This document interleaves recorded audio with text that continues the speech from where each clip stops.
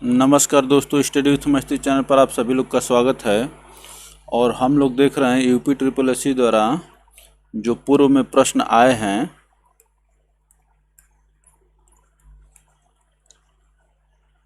पूर्व में आए हुए प्रश्नों को एक साथ एक जगह। तो आज हम लोग देखिए मध्यकालीन भारत देखेंगे।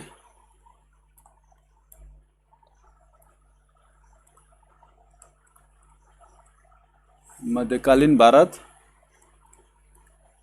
और मध्यकालीन भारत में सल्तनत काल, मैंने इसमें जो टॉपिक वाइज इस बुक में जो क्वेश्चन डिवाइड किया उसी को हम लोग देखेंगे। चलिए, तो पहला क्वेश्चन है, पहली बार भारत पर आक्रमण करने वाला मुस्लिम कौन था? ये देखिए लोअर परीक्षा 2016 में पूछा गया है। तो बताइए पहली बार भारत पर आक्रमण करने वाला मुस्लिम कौन था? तो ये था मोहम्मद बिन कासिम। ऑप्शन सी करेक्ट होगा दोस्तों। चलिए आगे चलते हैं। भारत पर पहला मुस्लिम आक्रमण 712 ईस्वी में अरब आक्रमणकारी मोहम्मद बिन कासिम के नेतृत्व में हुआ था। इराक के हाकिम अल हज्जाज इराक के हाकिम अल हज्जाज ने मोहम्मद बिन कासिम के नेतृत्व में अरबों को सिंध पर आक्रमण करने के लिए भेजा था। कठिन संघर्ष के बाद मोहम्मद बिन कासिम 712 ईस्वी में सिंध के शासक दाहिर को पराजित करने में सफल हुआ और सिंध तथा मुल्तान जीत लिया। फारसी ग्रंथ चचनामा से अरबों द्वारा सिंध विजय की जानकारी मिलती है दोस्तों। तो ये था पहला प्रश्न। चलिए दूसरे क्वेश्चन पर चलते हैं। दूसरा क्वेश्चन है, खजुराहो समूह के प्रसिद्ध स्मारक किस राज्य में है? आप जानते हैं तो खजुराहो कहाँ पर है, सीधा सीधा पूछने का मतलब ही है इसका। खजुराहो समूह के प्रसिद्ध स्मारक किस राज्य में है बताइए। अर्थात खजुराहो किस राज्य में है? तो खजुराहो जो है मध्य प्रदेश में है। चलिए आगे चलते हैं। मध्य प्रदेश के छतरपुर जिले में स्थित खजुराहो में चंदेल राजाओं द्वारा निर्मित मंदिर आज भी चंदेल स्थापत्य की उत्कृष्टता का बखान कर रहे हैं। इन मंदिरों का निर्माण 950 से 1050 ईस्वी के बीच कराया गया था। यहाँ के मंदिरों में कंदरिया महादेव मंदिर सर्वोत्तम है। तो इसको चंदेल राजाओं ने कराया था।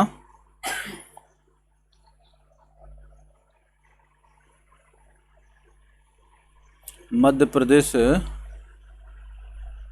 चंदेल राजाओं द्वारा खजुराहो मंदिरों का निर्माण कराया गया था। और इस समय क्या था? 950 से 1050 ईस्वी। और इसमें कंदरिया महादेव मंदिर जो सुनते हैं, पूछा जाता है बार बार, यहाँ के मंदिरों में कंदरिया महादेव मंदिर सर्वोत्तम है। चलिए आगे चलते हैं दोस्तों, क्वेश्चन नंबर तीसरे पर चलते हैं। जयचंद के विश्वासघात के कारण पृथ्वीराज चौहान की पराजय हुई। कालांतर में जयचंद कहाँ और कब मारा गया? जयचंद के विश्वासघात के कारण पृथ्वीराज चौहान की पराजय हुई। कालांतर में जयचंद कहाँ और कब मारा गया आपसे पूछा गया है। तो इसमें ऑप्शन होगा ऑप्शन डी। और क्यों होगा सब कुछ आपको एक्सप्लेनेशन में मालूम चल जाएगा। देखिए यहाँ पर विद्वान नहीं बनना है, ईमानदारी से काम करिए। ऐसा नहीं कि मुझे सब कुछ आता है, सब कुछ आता तो मैं और कुछ कर रहा होता।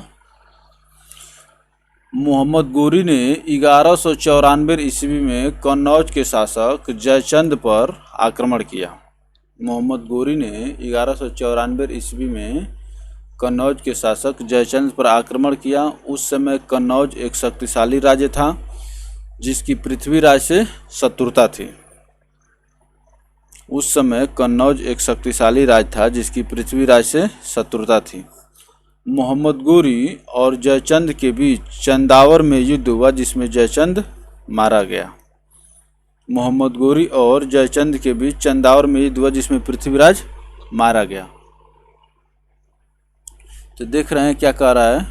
मोहम्मद गोरी कनौज के शासक जयचंद पर आक्रमण के उस समय कनौज एक शक्तिशाली राज्य था जिसकी पृथ्वीराज से शत्रुता थी। मोहम्मद गोरी और जयचंद के बीच चंदावर में युद्ध हुआ जिसमें जयचंद मारा गया। तो ये चंदावर का युद्ध पूछा जाता है। चंदावर का युद्ध कब हुआ? तो 1194 में युद्ध हुआ। चलिए आगे चलते हैं दोस्तों। क्वेश्चन नंबर 4 के आंसर करिए फटाफट। मोहम्मद गोरी किस वर्ष पृथ्वीराज तृतीय से पराजित हुआ था? पृथ्वीराज तृतीय से पराजित हुआ था। तो ये वही युद्ध की घटना है जिसमें आप जानते हैं कि पहले युद्ध में पृथ्वीराज चौहान मोहम्मद गोरी को पराजित कर दिए, फिर दूसरे युद्ध में पृथ्वीराज चौहान जो है मोहम्मद गोरी से हार गए। तो मोहम्मद गोरी किस वर्ष पृथ्वीराज तृतीय से पराजित हुआ था बताइए? ये था 1191। ऑप्शन बी करेक्ट होगा। पानीपत की पहली लड़ाई,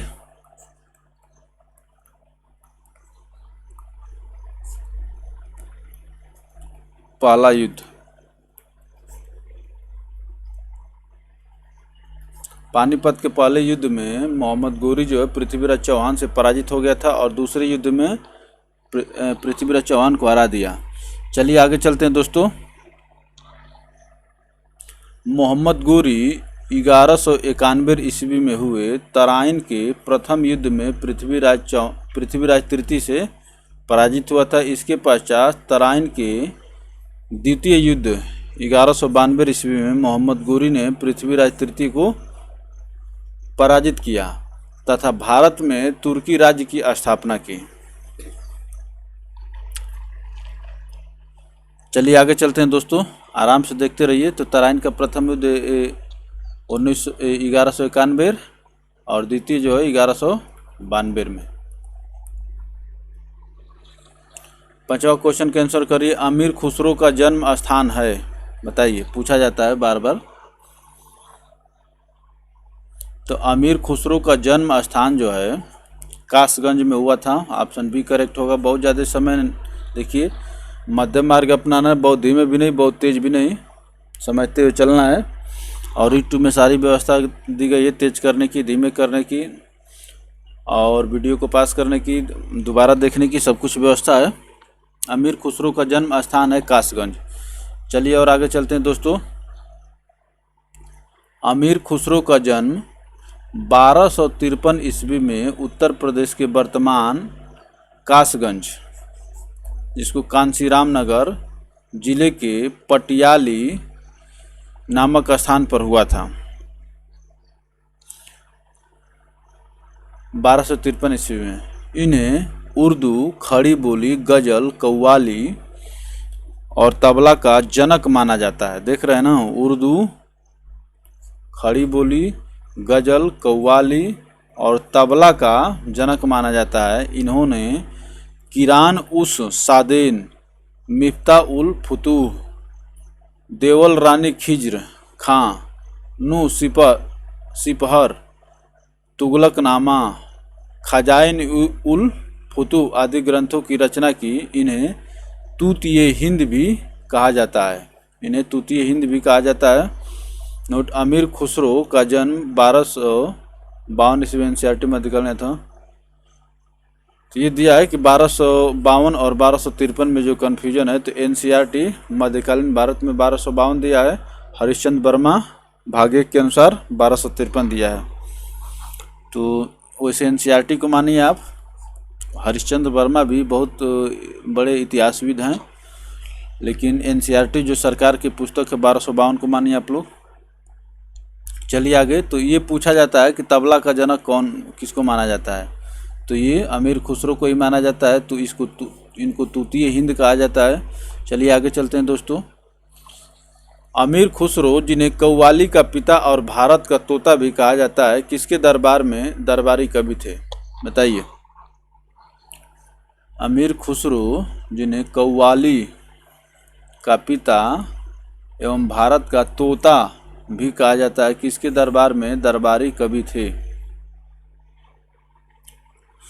तो ये अलाउद्दीन खिलजी के दरबार में दरबारी कवि थे। ऑप्शन डी करेक्ट होगा दोस्तों आपका यहाँ पर। आइए देखते हैं। अमीर खुसरो, जिन्हें कव्वाली का पिता एवं भारत का तोता ए हिंद भी कहा जाता है, अलाउद्दीन खिलजी के दरबार में दरबारी कवि थे। अमीर खुसरो ने सल्तनत कालीन 7 से अधिक सुल्तानों का काल देखा था। सल्तनत कालीन 7 से अधिक सुल्तानों का काल देखा था। चलिए और आगे चलते हैं दोस्तों। लौह और रक्त की नीति किसने अपनाई? ये आपको बताना है। बहुत चर्चित प्रश्न है सब, तो इसलिए हम लोग देख रहे हैं कि आखिर यूपी SSSC के पेपर सेट करने वाले के दिमाग में कौन कौन से प्रश्न गूंज रहे हैं, बताइए। तो लौह और रक्त की नीति किसने अपनाई, ये आपको बताना है। तो लौह और रक्त की नीति अपनाने वाले थे Balban. Option B A correct होगा। लौह और रक्त की नीति बलबन ने अपनाई। बलबन के राजतत्व सिद्धांत की 2 मुख्य विशेषताएं थीं। पहली, सुल्तान का पद ईश्वर द्वारा प्रदत्त होता है। कौन कौन सी विशेषताएं थी जो सुल्तान मानता था, मैंने बलबन मानता था? बलबन मानता ये था कि सुल्तान का पद ईश्वर द्वारा प्रदत्त होता है। दूसरी, सुल्तान का निरंकुश होना आवश्यक है। देख रहे हैं, ये भी मान रहे हैं बलबन साहब कि सुल्तान का निरंकुश होना आवश्यक है। बलबन के राजत्व सिद्धांत की 2 मुख्य विशेषताएं थी। सुल्तान का पद ईश्वर द्वारा प्रदत्त होता है और दूसरा, सुल्तान का निरंकुश होना आवश्यक है। चलिए आगे चलते हैं दोस्तों। अलाई दरवाज़ा किस विश्व विरासत स्थल में है? अलाई दरवाज़ा किस विश्व विरासत स्थल में है, बताइए। तो अलाई दरवाज़ा जो है ये कुतुब मीनार में पाया जाता है। ऑप्शन सी करेक्ट होगा आपके यहाँ पर। एक्सप्लेनेशन सब कुछ क्लियर कर देगा। नई दिल्ली स्थित अलाई दरवाज़ा का निर्माण सुल्तान अलाउद्दीन खिलजी ने कुतुब मीनार के निकट करवाया था। नई दिल्ली स्थित अलाई दरवाज़ा का निर्माण सुल्तान अलाउद्दीन खिलजी ने कुतुब मीनार के निकट करवाया था। इसका निर्माण लाल पत्थरों तथा संगमरमर के द्वारा हुआ है। लाल पत्थरों तथा संगमरमर के द्वारा हुआ है। अलाई दरवाज़ा कुतुब मीनार विश्व विरासत स्थल सूची में है। कुतुब मीनार, अलाई दरवाज़ा, कुतुब मीनार, यहाँ पर क्या कह रहा है कि अलाई दरवाज़ा ये अलग हो गया, कुतुब मीनार विश्व विरासत स्थल सूची में है। यह आरंभिक तुर्की कला का एक श्रेष्ठ नमूना है। यह आरंभिक तुर्की कला का एक श्रेष्ठ नमूना है। इसके अलावा अलाउद्दीन ने सीरी के किले हजार खम्भ महल का भी निर्माण करवाया था। तो ये प्रश्न हो गया। चलिए अगले प्रश्न पर चलते हैं दोस्तों। क्वेश्चन नंबर 9 का आंसर करिए फटाफट।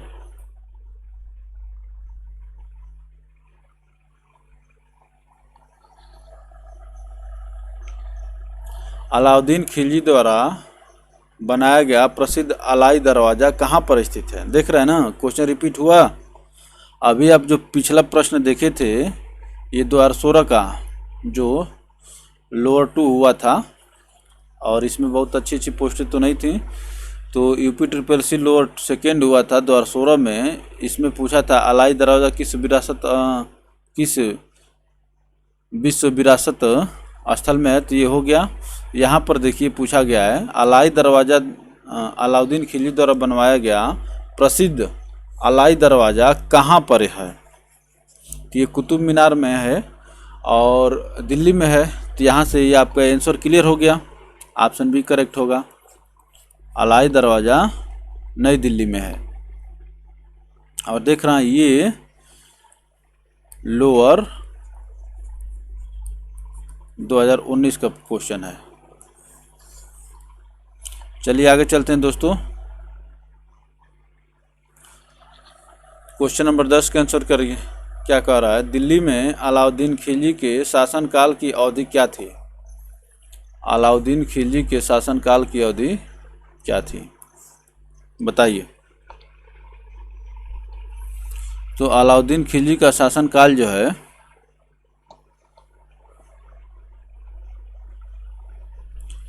ये 1296 से 1316, ऑप्शन ए करेक्ट होगा। 1296 से 1316।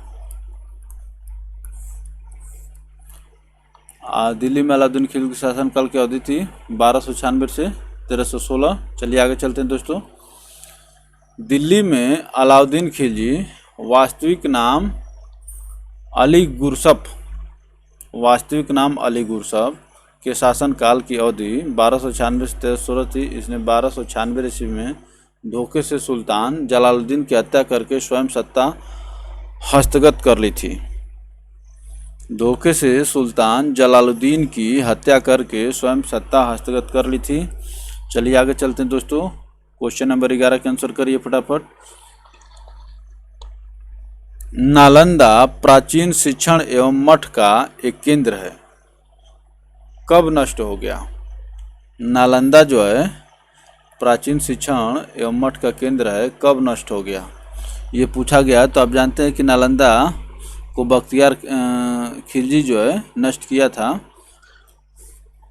तो ये जो है बख्तियार खिलजी का शासनकाल था 1193 से 1202 ईस्वी तक। तो ये 1200 ईस्वी में इसको नालंदा को क्या किया था? नष्ट किया था, रौंद दिया था। कहने का मतलब, चलिए आगे चलते हैं। ऑप्शन सी करेक्ट होगा यहाँ पर। मोहम्मद गोरी के एक साधारण दास इख्तिम मारुद्दीन मोहम्मद बिन बख्तियार खिलजी, इसको बख्तियार खिलजी कहते हैं सीधे सीधे भाषा में। बख्तियार खिलजी ने 1193 से 1202 ईस्वी के मध्य बिहार की विजय की तथा नालंदा एवं विक्रमशिला बिहार को नष्ट कर दिया। नालंदा विश्वविद्यालय एक आवासीय विश्वविद्यालय का उदाहरण था जो बौद्ध शिक्षा का महत्वपूर्ण केंद्र था। यद्यपि नालंदा एवं विक्रमशिला शिक्षण केंद्र पर आक्रमण कई बार हुए, अतः नज़दीकी उत्तर ऑप्शन सी हो सकता है। लेकिन सबसे ये बख्तियार खिलजी को ही माना जाता है कि इसी ने नालंदा विश्वविद्यालय को क्षति पहुंचाई थी। तो नालंदा और विक्रमशिला दोनों को किया है, देख रहे हैं ना। और नालंदा और विक्रमशिला की स्थापना कौन किया था? धर्मपाल ने की थी।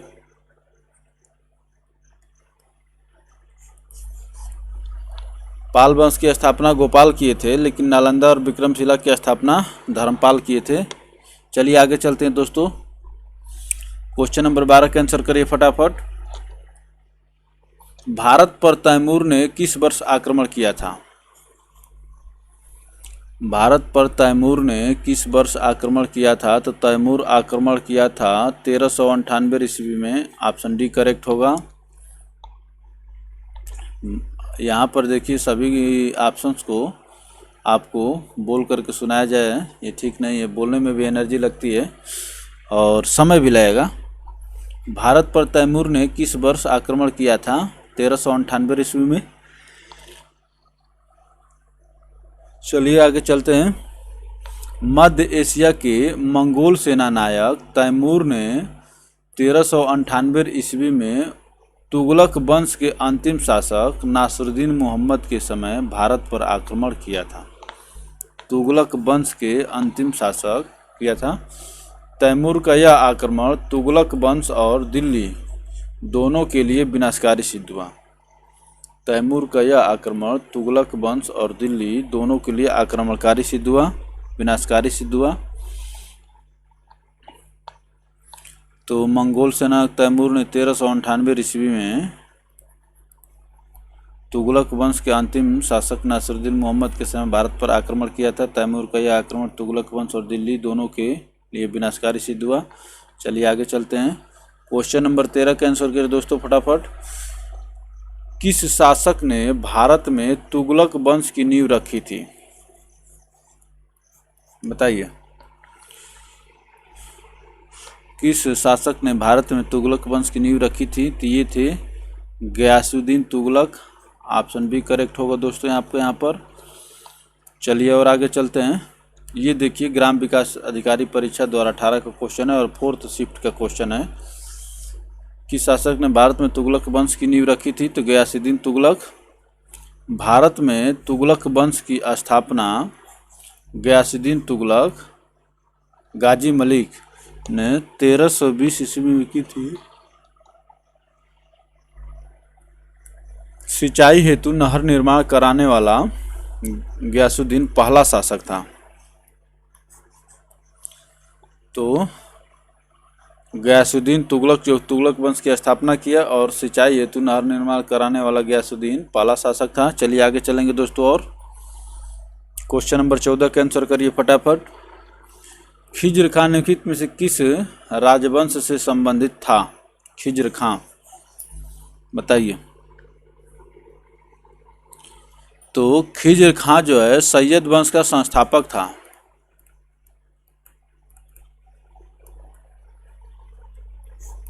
खिज्र खां जो है सैयद वंश का संस्थापक था। ऑप्शन सी करेक्ट होगा। भाई संस्थापक कोई पूछ रहे हैं तो इतना तो याद रहेगा ही, भीतर पूछते तो हो सके याद रहे या ना रहे।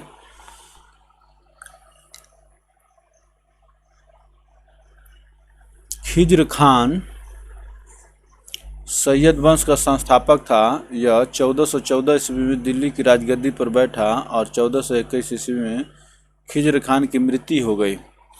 चलिए और आगे चलते हैं दोस्तों। क्वेश्चन नंबर 15 का आंसर करिए। किसके शासनकाल में इब्न बतूता भारत आया था? बताइए। किसके शासनकाल में इब्न बतूता भारत आया था? बताइए।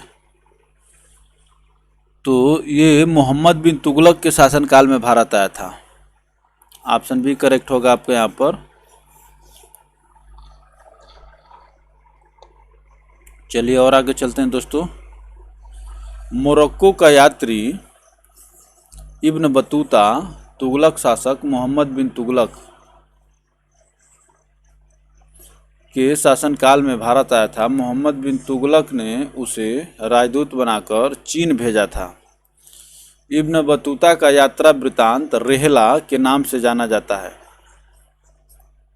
इब्न बतूता का यात्रा वृत्तांत रेहला के नाम से जाना जाता है।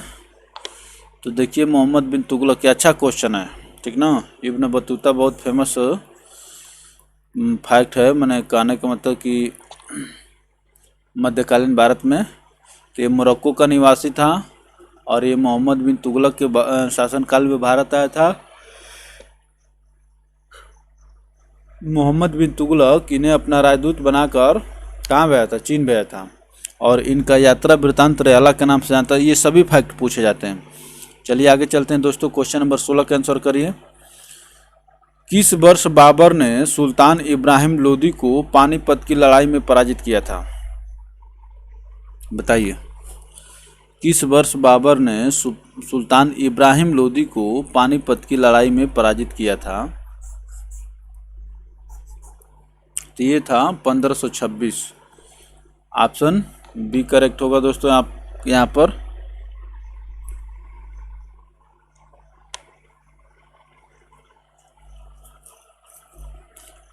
इक्कीस अप्रैल 1526 ईस्वी को बाबर और इब्राहिम लोदी के बीच पानीपत का प्रथम युद्ध हुआ था। बाबर के पास विशिष्ट सुविधाएं थीं। उसके तोपखाने ने इस युद्ध में आश्चर्यजनक कार्य किया। इब्राहिम लोदी की सेना संख्या में अधिक होते हुए भी पराजित हुई और इब्राहिम लोदी रण क्षेत्र में मारा गया। फलस्वरूप दिल्ली और आगरा पर बाबर का अधिकार हो गया। तो पानीपत का प्रथम युद्ध 1526 बाबर और इब्राहिम लोदी के बीच, और इसी फलस्वरूप दिल्ली एवं आगरा पर बाबर का अधिकार हो गया। चलिए आगे चलते हैं दोस्तों। और इसी में बाबर जो तोपखाने का प्रयोग किया था। क्वेश्चन नंबर 17 के आंसर करिए दोस्तों फटाफट। निम्नलिखित में से कौन दिल्ली सल्तनत के इतिहास का लेखक नहीं था? दिल्ली सल्तनत के इतिहास का लेखक नहीं था, बताइए। तो खुसरो, बर्नी और सिराज ये लेखक थे। खुसरो, बर्नी और सिराज ये लेखक थे। ये सरवानी जो है लेखक नहीं थे। जो नहीं था वो यही आपको क्या होगा, आंसर होगा। चलिए आगे चलते हैं। दिल्ली सल्तनत के इतिहास के लेखकों में अब्बास खां सरवानी शामिल नहीं थे। अब्बास खां सरवानी ने शेर शाह सूरी का इतिहास लिखा है। अब्बास खां सरवानी ने शेर शाह सूरी का इतिहास लिखा है तथा इस पुस्तक का नाम है तारीख ए शेर शाही। अन्य सभी ने दिल्ली सल्तनत का इतिहास लिखा है। तो अब्बास खां सरवानी और शेर शाह दोनों जुड़ा हुआ है, और तारीख ए शेर शाही इन्होंने किताब लिखा है। चलिए आगे चलते हैं दोस्तों। क्वेश्चन नंबर 18 के आंसर करिए फटाफट। विजयनगर साम्राज्य के संस्थापक कौन थे, बताइए। ये तो थोड़ा डिस्प्यूटेड क्वेश्चन है, लेकिन बताइए।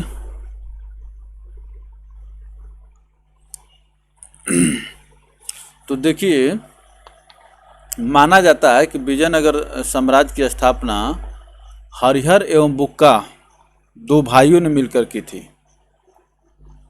तो इस प्रकार से ए एंड बी आंसर होना चाहिए, लेकिन ये तो ऑब्जेक्टिव क्वेश्चन है। तो ऑब्जेक्टिव क्वेश्चन में आप कैसे आंसर देंगे? तो आपको जो टिक करना हो कर लीजिएगा, लेकिन इस अनुसार आंसर तो ए और बी दोनों होगा। हाँ, एग्जाम में कोई एक देता तो अलग बात है, नहीं तो दोनों को साथ साथ करके देता। विजयनगर साम्राज्य की स्थापना 1336 ईस्वी में हरिहर एवं बुक्का नामक भाइयों ने मिलकर की थी। उन्होंने संगम वंश की नींव रखी एवं शासन किया। यद्यपि हरिहर प्रथम शासक था, परंतु विजयनगर साम्राज्य की स्थापना हरिहर एवं बुक्का दोनों ने मिलकर की थी। अतः इस प्रश्न के दो विकल्प ए एंड बी उत्तर होंगे। चलिए आगे चलते हैं। ये अच्छा क्वेश्चन है। 1336 ईस्वी हरिहर एवं बुक्का विजयनगर साम्राज्य की स्थापना।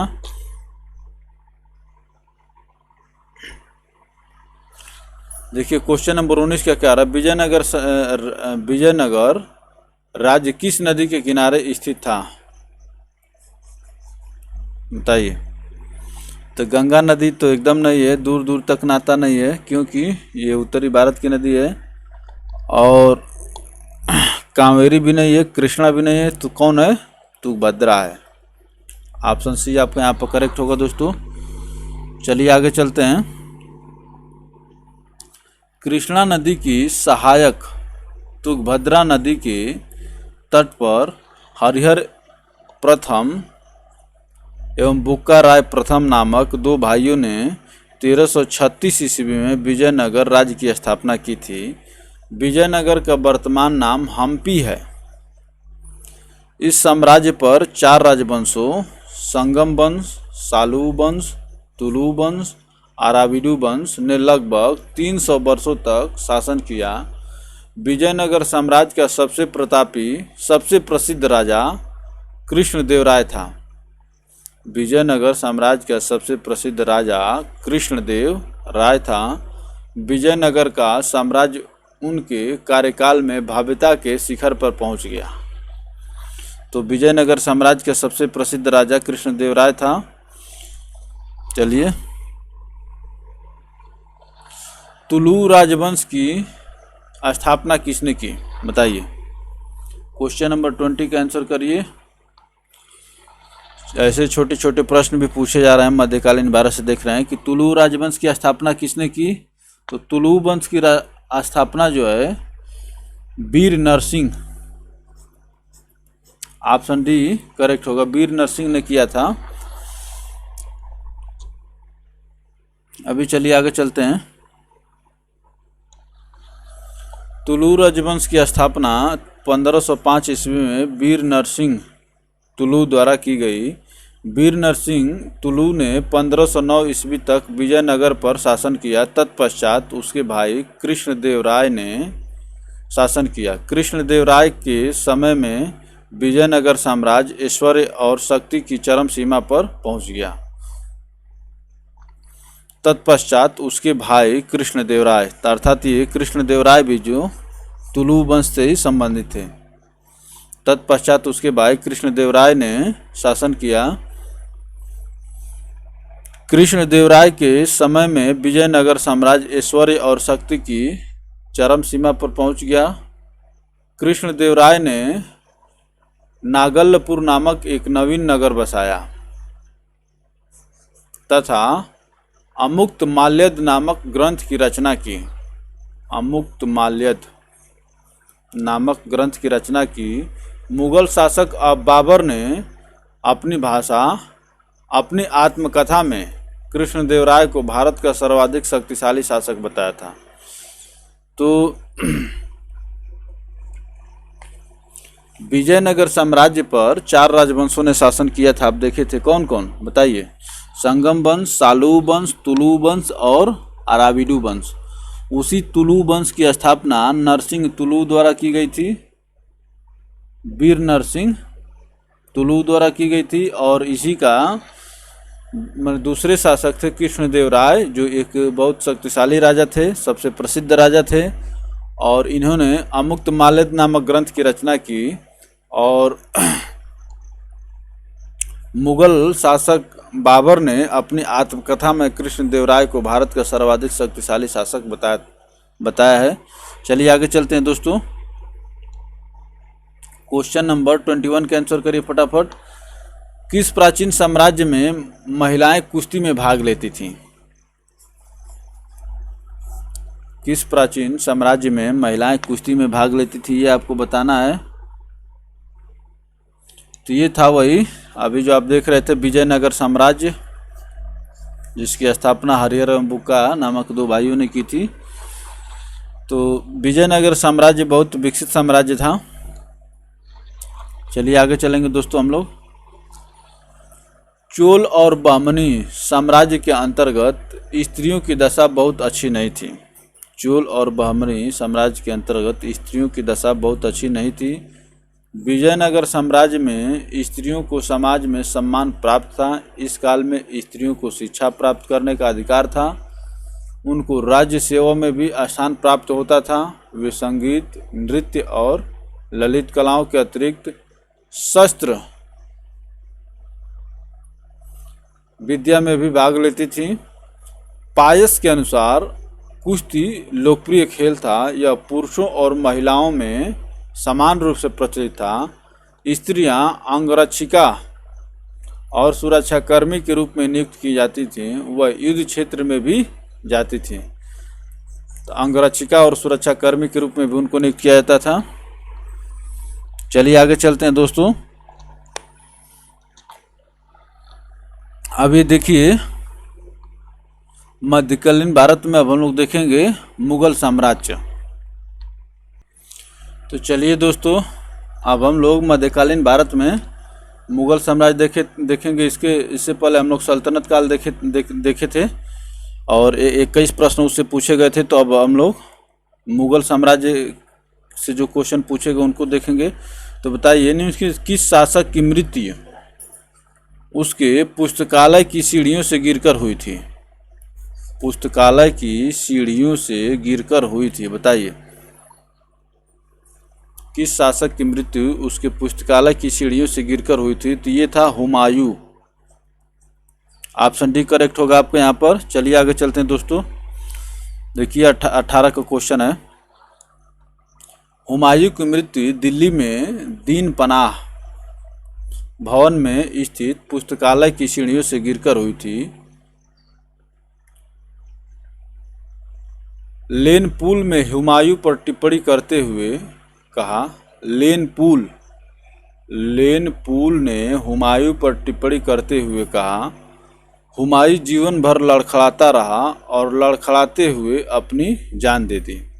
तो ये स्टेटमेंट दे करके आपसे पूछ लेगा कि कौन कहा है। देखिए तो हुमायूं की मृत्यु दिल्ली में दीन पनाह भवन में स्थित पुस्तकालय की सीढ़ियों से गिरकर हुई थी। लेन पूल, ये याद रखिए, पूछ लेगा क्योंकि ये स्टेटमेंट तो चर्चा में रहता है, लेकिन इसको किसने कहा है इसको बहुत कम ही लोग जानते हैं। लेनपुल ने हुमायूं पर टिप्पणी करते हुए कहा, हुमायूं जीवन भर लड़खड़ाता रहा और लड़खड़ाते हुए अपनी जान दे दी। चलिए और आगे चलते हैं दोस्तों, इस क्वेश्चन का आंसर करिए फटाफट। तो मैं रुक इसलिए रहा था कि देख रहे थे कि पिछले प्रश्न में टिप्पणी शब्द आया था। टिप्पणी की बर्तनी ये होगी, पद 2 बार होगा, एक बार आधा एक बार पूरा, उसके बाद ड़ होगा। तो देखते रहिए क्योंकि आपको फाइनली हिंदी भी तो देना है, हिंदी भी देना है, अंग्रेजी भी देना है, क्वेश्चन आएंगे ही। तो देखिए, हुमायूं की दुर्घटना में आकस्मिक मृत्यु के उपरांत उनके बेटे अकबर को कहाँ मुगल सिंहासन पर बैठाया गया? आकस्मिक मृत्यु के उपरांत उनके बेटे अकबर को कहाँ मुगल सिंहासन पर बैठाया गया? हुमायूं तो लड़खड़ाते रहा, लेकिन अकबर फिर बढ़िया से खड़ा हुआ। तो बताइए, तो हुमायूं की मृत्यु होने के बाद आकस्मिक मृत्यु के उपरांत उनके बेटे अकबर को कहाँ मुगल सिंहासन पर बैठाया गया था? तो ये कलानौर, ऑप्शन ए करेक्ट होगा। चलिए आगे चलते हैं, कलानौर में बैठाया गया था। वैसे अकबर कहा जाता है कि 2 बार उसका राज्यारोहण हुआ। देखिए, हुमायूं की दीन ए पनाह पुस्तकालय शेर मंडल की सीढ़ियों से उतरते समय जनवरी 1556 में मृत्यु हो गई थी। हुमायूं की मृत्यु के बाद 1556 को अकबर का कलानौर में राज्याभिषेक कराया गया। इस समय अकबर की आयु मात्र 13 वर्ष 3 माह थी। अपने पिता की मृत्यु के समय अकबर अपने शिक्षक बैरम खां के साथ कलानौर में था, वहीं पर था, इसलिए उसने वहाँ पर अपना ले लिया। फिर बाद में इसका हमें लगता है कि एक जो और ये राज्यारोहण हुआ। अपने पिता की मृत्यु के समय अकबर अपने शिक्षक बैरम खां के साथ कलानौर में था, और पिता की मृत्यु कहाँ हुई थी? दिल्ली में। तो जहाँ पर था वहीं पर उसका क्या हो गया? राज्यारोहण हो गया। क्योंकि आप जानते हैं कि उस समय क्या थे, ट्रेन और फ्लाइट नहीं चलती थी, नहीं तो दिल्ली आकर के अपना वो लेता। और हमें लगता है कि दूसरी बार आकर फिर दिल्ली में ही लिया है। चलिए आगे चलते हैं, क्वेश्चन नंबर 3 पर चलिए दोस्तों। निम्नलिखित किन सम्राटों के शासनकाल में भारत का पहला मुद्रा रुपया मुद्रित हुआ? बताइए, निम्नलिखित किन सम्राटों के शासनकाल में भारत का पहला मुद्रा रुपया मुद्रित हुआ? तो ये था Sher Shah Suri. Option C correct होगा दोस्तों। चलिए आगे चलते हैं। अफगान शासक शेरशाह सूरी के शासनकाल में 40 से 45 के शासनकाल में भारत का पहला मुद्रा रुपया मुद्रित किया गया। इसका वजन 178 ग्रेन था। यह रुपया चांदी का था। इसका वजन 178 ग्रेन था। यह रुपया चांदी का था। चलिए आगे चलते हैं दोस्तों। क्वेश्चन नंबर 4 का आंसर करिए फटाफट। इनमें से किसने भूमि मापांकन की व्यवस्था प्रारंभ की? भूमि मापांकन की व्यवस्था प्रारंभ की, बताइए। तो ये वही था शेरशाह सूरी। चलिए आगे चलते हैं दोस्तों। उपरोक्त शासकों में से शेरशाह सूरी ने भूमि मापांकन की व्यवस्था प्रारंभ की। उसने गज ए सिकंदरी द्वारा भूमि की पैमाइश कराई। उसने गज ए सिकंदरी द्वारा भूमि की पैमाइश कराई। उपज के आधार पर भूमि को उत्तम, मध्यम और निकृष्ट 3 श्रेणियों में बांटा गया। तो गज ए सिकंदरी द्वारा भूमि की पैमाइश कराई। गज ए सिकंदरी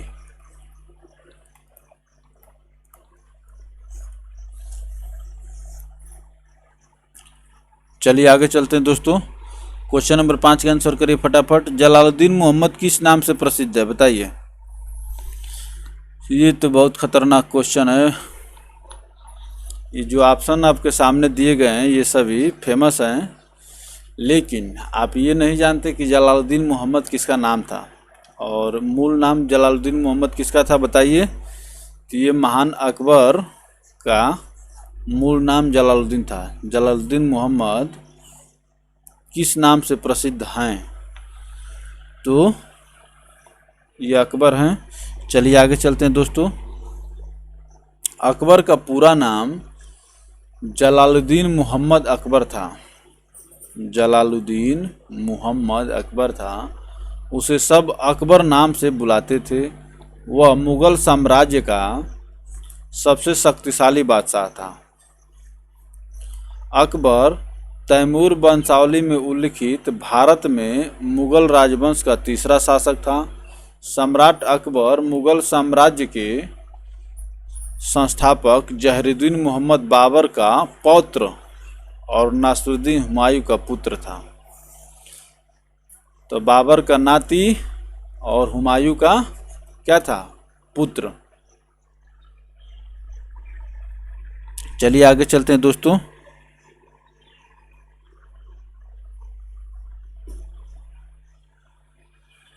क्वेश्चन नंबर 6 का आंसर करिए फटाफट। प्रारंभ में अकबर का संरक्षक कौन था? तो अभी हम लोग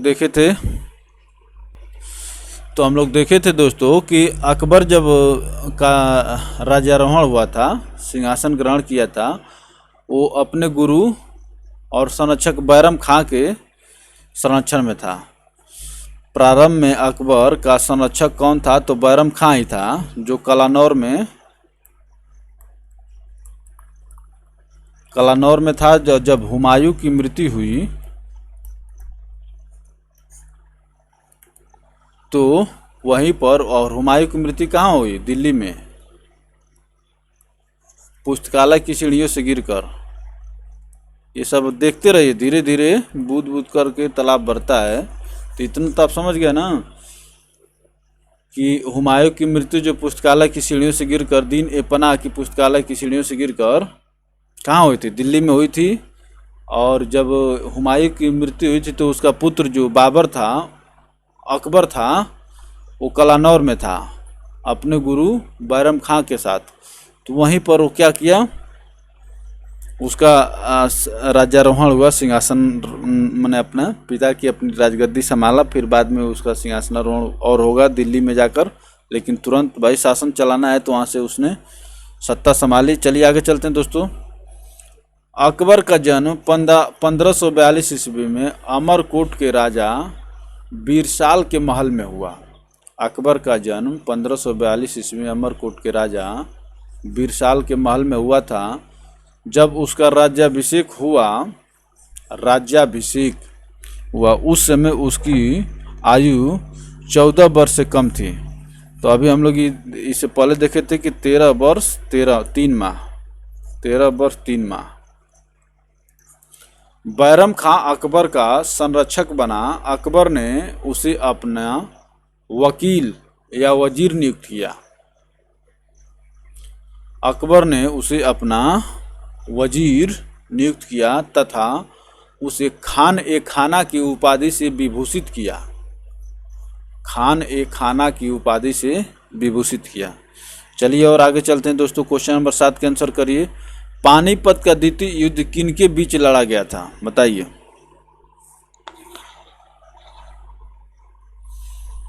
पानीपत का द्वितीय युद्ध जो है किनके बीच लड़ा गया? तो ये लड़ा था अकबर और हेमू के बीच में। कब? 1556 में। पानीपत का द्वितीय युद्ध जो है कब लड़ा गया? 1556 में, अकबर और हेमू के बीच। ऑप्शन बी करेक्ट होगा दोस्तों यहाँ पर। चलिए आगे चलते हैं। देखिए, तो ये ग्राम विकास अधिकारी 2016 का पेपर है। पानीपत कहाँ पर है? हरियाणा का दूसरा युद्ध 1556 को अकबर एवं हेमचंद्र विक्रमादित्य के बीच लड़ा गया, जिसमें हेमू की पराजय हुई तथा बैरम खां ने उसकी हत्या कर दी।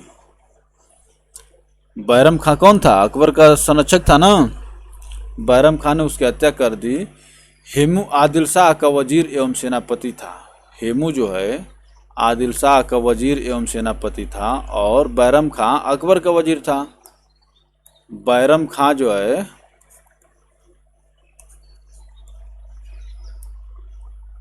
अकबर का वजीर था।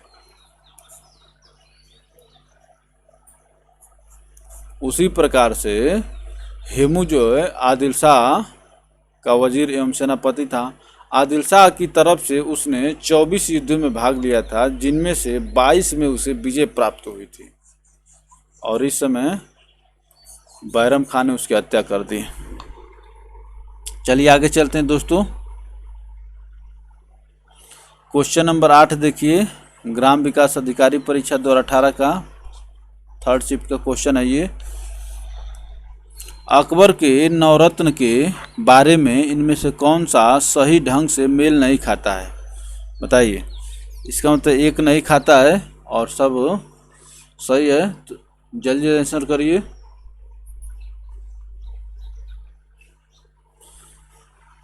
तो यहाँ पर देखिए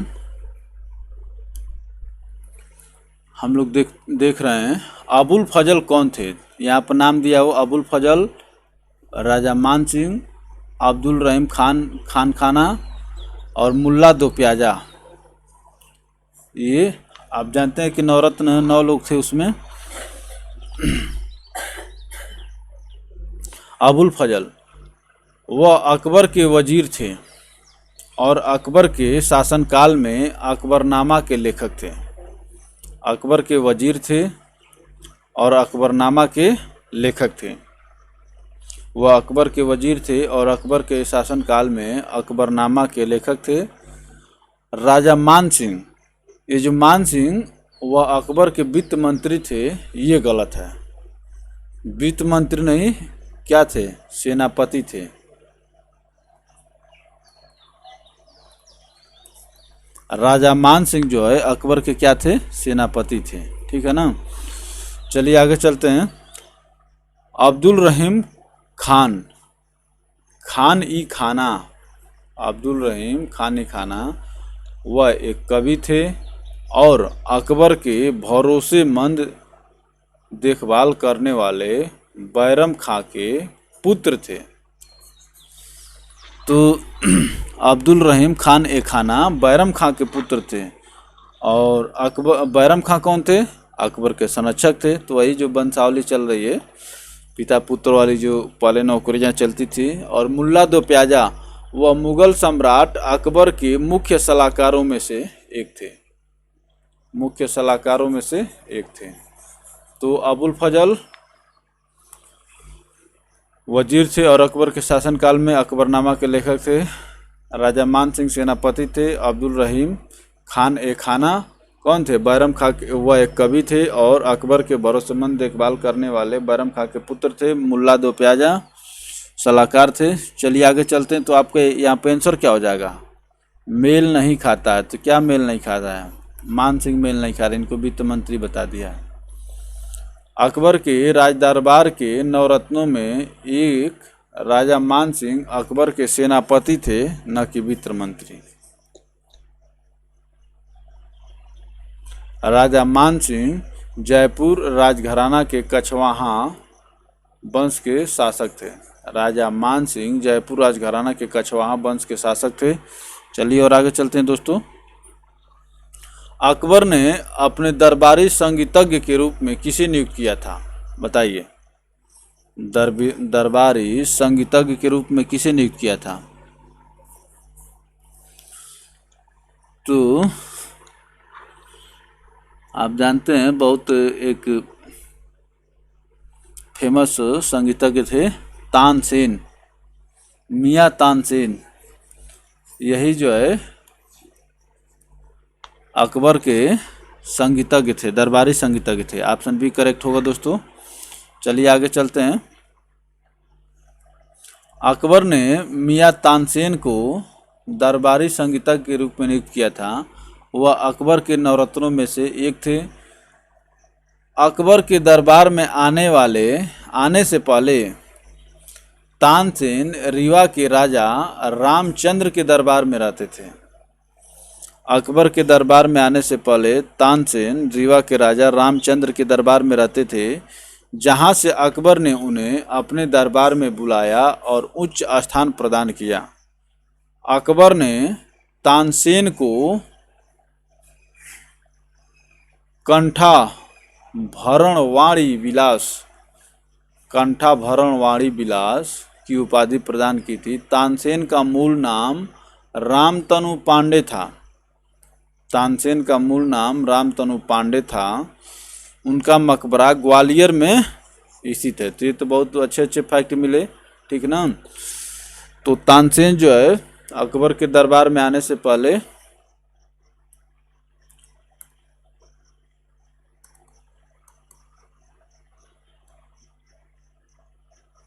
अकबर के दरबार में आने से पहले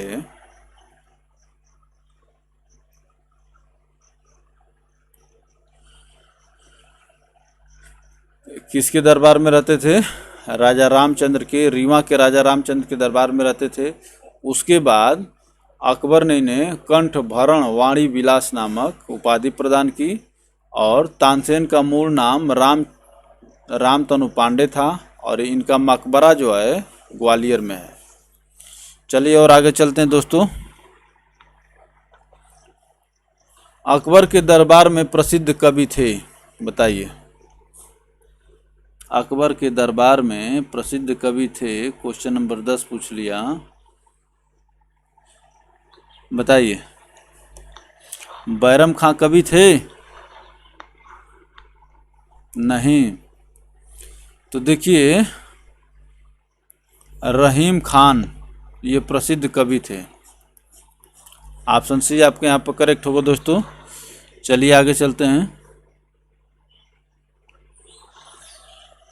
अकबर का प्रसिद्ध दरबारी मिर्जा अब्दुर रहीम खाना हिंदी का श्रेष्ठ कवि था। अब्दुल रहीम खाना हिंदी का श्रेष्ठ कवि था। रहीम के उपनाम से लिखे गए दोहे आज भी प्रसिद्ध हैं। रहीम के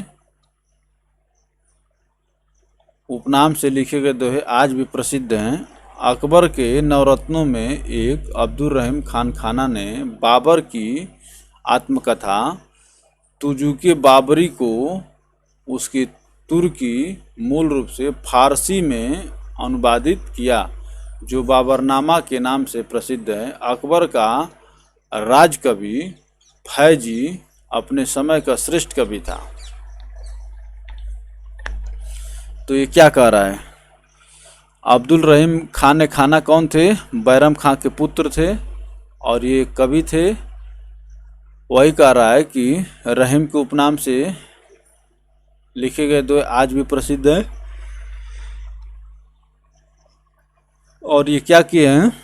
बाबर की आत्मकथा तुजुके बाबरी को उसके तुर्की मूल रूप से फारसी में अनुवादित किया। तो जो तुजुके बाबरी लिखी गई थी बाबर द्वारा वो तुर्की भाषा में लिखी गई थी, लेकिन इसका फारसी भाषा में अनुवाद कौन किया?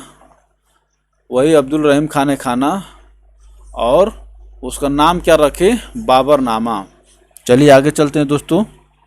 जो महत्वपूर्ण फैक्ट हैं उन पर विचार करना जरूरी है। बुलंद दरवाजा द्वारा बनवाया गया था, बताइए। बुलंद दरवाजा बनवाया गया था, किसके द्वारा बनवाया गया था? अकबर के द्वारा।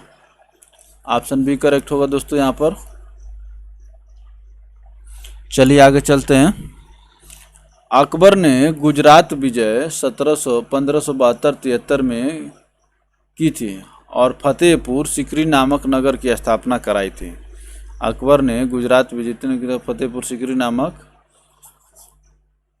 नगर की स्थापना कराई थी। एक वर्ग के इतिहासकारों का मत है कि गुजरात विजय के उपलक्ष्य में सम्राट अकबर ने सीकरी के बुलंद दरवाजा का निर्माण विजय स्तंभ के रूप में करवाया था? फतेहपुर सीकरी, बुलंद दरवाजा, फतेहपुर सीकरी के वही कह रहा है। जबकि पर्सी ब्राउन ने इसका निर्माण दक्षिण विजय के उपलक्ष्य में बताया है। तो क्या कहा जा रहा है, देखिए अकबर जो है गुजरात विजय 1572-73 में करता है और उसी समय फतेहपुर सीकरी नामक नगर बसाई, नगर की स्थापना की। एक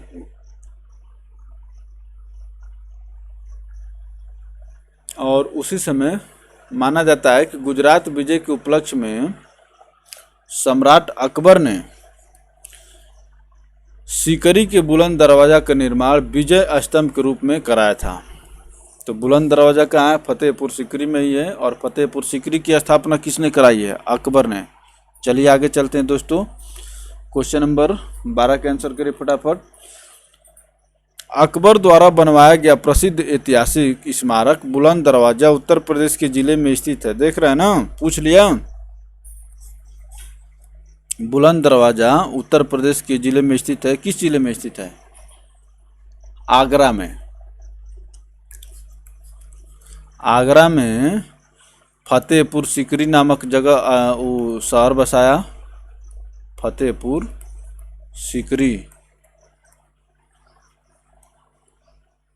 सीकरी नामक नगर बसाया और यहीं पर बुलंद दरवाजा लगवाया।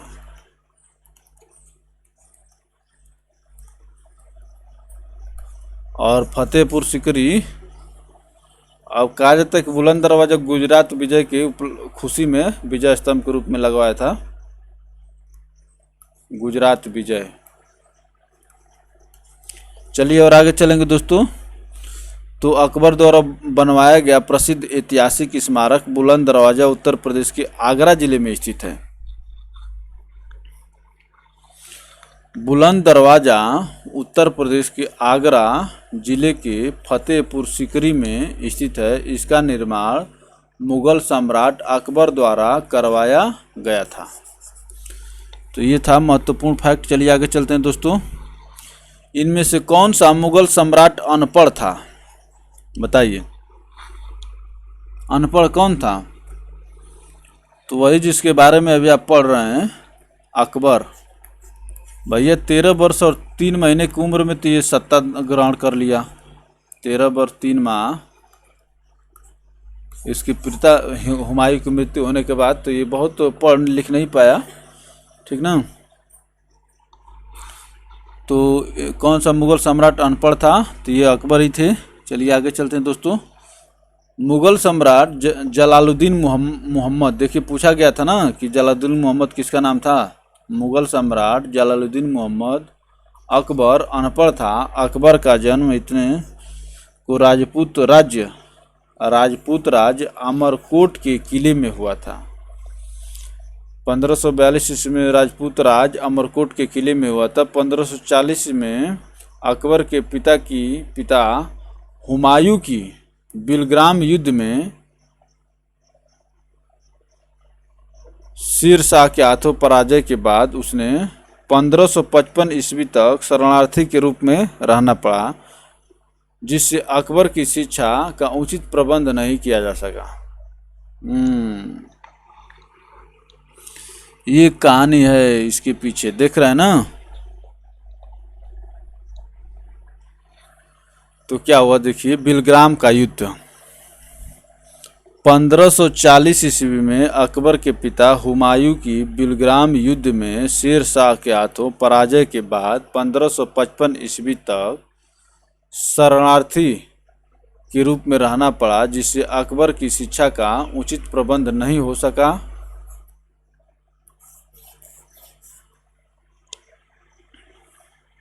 बहुत ही, तो यहाँ से देखिए बिलग्राम का युद्ध याद कर लिए। बिलग्राम का युद्ध हुमायूं और शेर शाह के बीच हुआ था। तो 1540 में हुमायूं और शेर शाह के बीच हुआ था। इस युद्ध में क्या हुआ, हुमायूं हार गया और हारने के बाद वो कहाँ चला गया? अमरकोट चला गया, माने यहाँ से निष्कासित हो गया। चलिए आगे चलते हैं दोस्तों। इनमें से किसने अकबर की धार्मिक नीति की आलोचना की? अकबर की धार्मिक नीति की आलोचना की, बताइए। इनमें से किसने अकबर की धार्मिक नीति की आलोचना की? तो ये है बदायूनी। ऑप्शन बी आपके यहाँ पर करेक्ट होगा दोस्तों। बदायूनी जो है अकबर की धार्मिक नीति की आलोचना करता है। अब्दुल कादिर बदायूनी अकबर की धार्मिक नीति का आलोचक था। उसने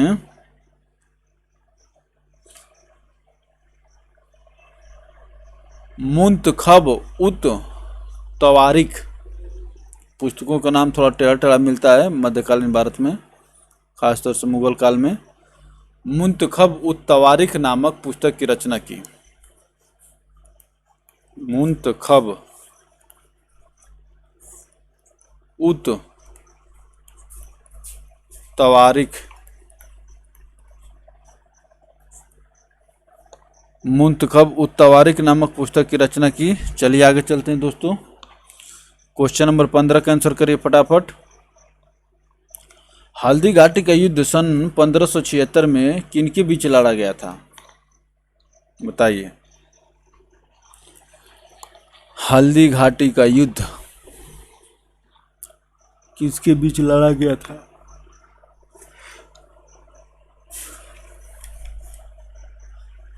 ये बहुत ही महत्वपूर्ण क्वेश्चन है। मैंने सबसे बात है कि जो प्रीवियस क्वेश्चन उन सबको महत्वपूर्ण मान के चलिए और देखिए कि एग्जामिनर का, पेपर सेटर का दिमाग कहाँ पर स्थिर हो रहा है। हल्दी घाटी का युद्ध सन 1576 ईस्वी में किनके बीच लड़ा गया था? तो ये लड़ा गया था महाराणा प्रताप और अकबर के बीच। इससे पहले हम लोग कौन से युद्ध देखे थे बताइए? बिलग्राम का युद्ध देखे थे। बिलग्राम का युद्ध कब हुआ था? 1540 में। किसके किसके बीच? हुमायूं और शेरशाह सूरी के बीच।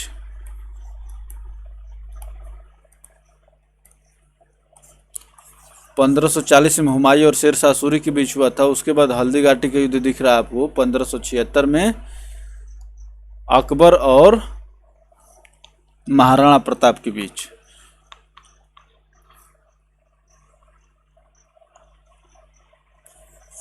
तो बिलग्राम के युद्ध में अकबर को गलती से न मान लीजिएगा आप लोग, क्योंकि उस समय अभी अकबर का जन्म भी नहीं हुआ था। चलिए और आगे चलते हैं दोस्तों।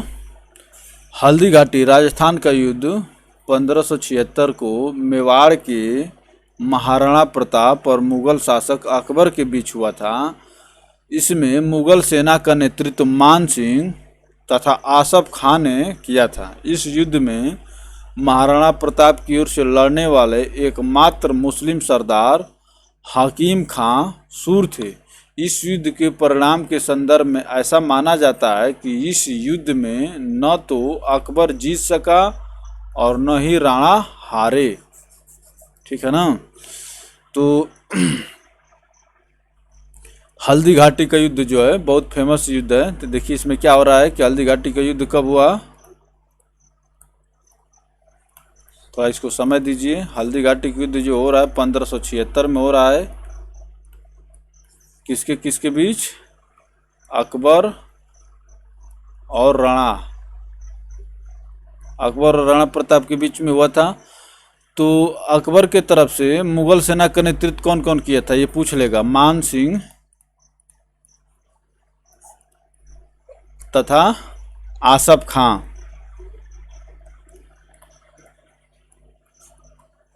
ठीक, उसके बाद महाराणा प्रताप की तरफ से एक मुस्लिम सरदार लड़े थे, हकीम खां।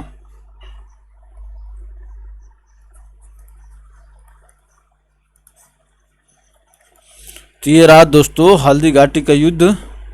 चलिए आगे चलते हैं। भारत में जहांगीर का शासनकाल क्या था? बताइए।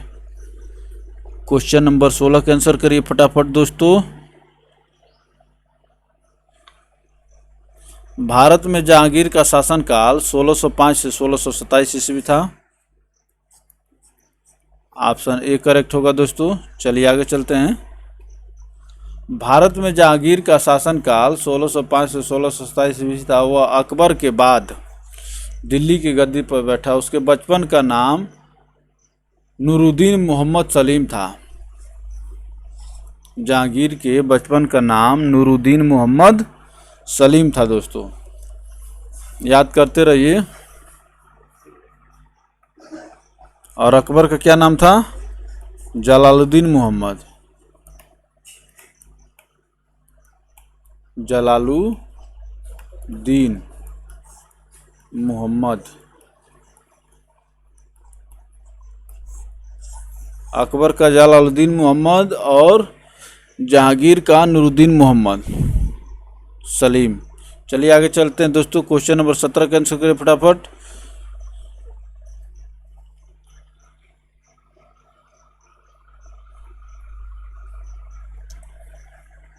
थॉमस रो मुगल सम्राट जहांगीर से किस किले में मिला था? थॉमस रो, अब देखिए अंग्रेजों के आने का सिलसिला जारी हो गया। थॉमस रो मुगल सम्राट जहांगीर से किस किले में मिला था, ये आपसे पूछा जा रहा है। तो ये मिला था अजमेर के किले में। ऑप्शन बी करेक्ट होगा दोस्तों। चलिए आगे चलते हैं। थॉमस रो मुगल सम्राट जहांगीर से अजमेर के किले में मिला था। वह ब्रिटिश सम्राट जेम्स प्रथम के राजदूत के रूप में मुगल दरबार में आया था। तो थॉमस रो जहांगीर से मिला था, कहाँ पर? अजमेर में। और किसका ये राजदूत था? जेम्स प्रथम।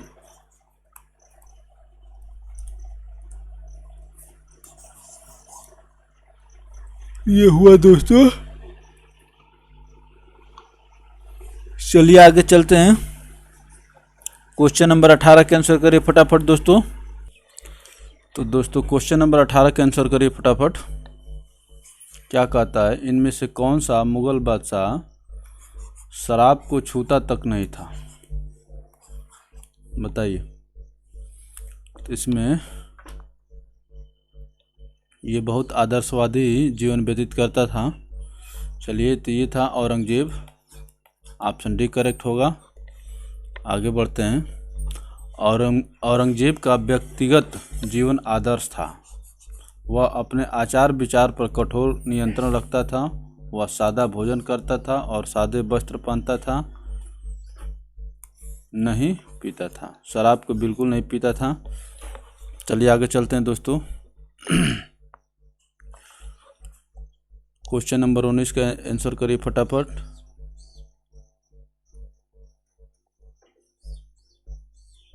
निम्नलिखित में से किसके शासनकाल में मुगलों और मराठों के बीच द्वंद्व प्रारंभ हुआ?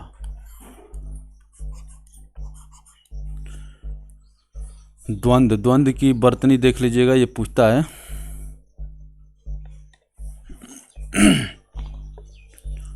ये ऐसे होता है, आधा द वन द अव द्वंद्व। ये जो ऐसे लिखने का तरीका है, इसको यहाँ पर तो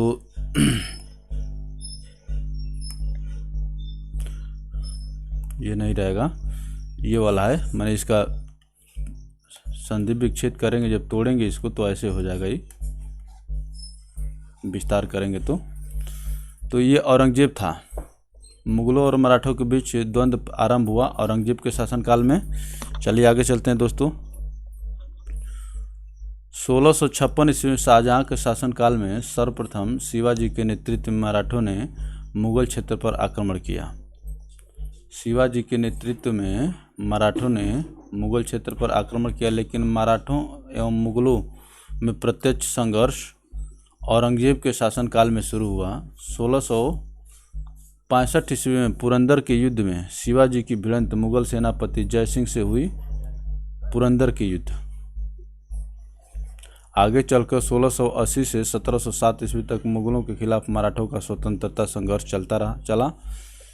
तो यहाँ से कुछ टाइम याद करिए महत्वपूर्ण घटनाओं से। 1656 ईस्वी में शाहजहाँ के शासनकाल में सर्वप्रथम शिवाजी के नेतृत्व में मराठों ने मुगल क्षेत्र पर आक्रमण किया। 1656 शाहजहाँ के काल में। लेकिन मराठों एवं मुगलों में प्रत्यक्ष संघर्ष औरंगजेब के शासनकाल में शुरू हुआ। 1665 ईस्वी में पुरंदर के युद्ध में शिवाजी की भिड़ंत मुगल सेनापति जय सिंह से हुई। 1665 पुरंदर का युद्ध।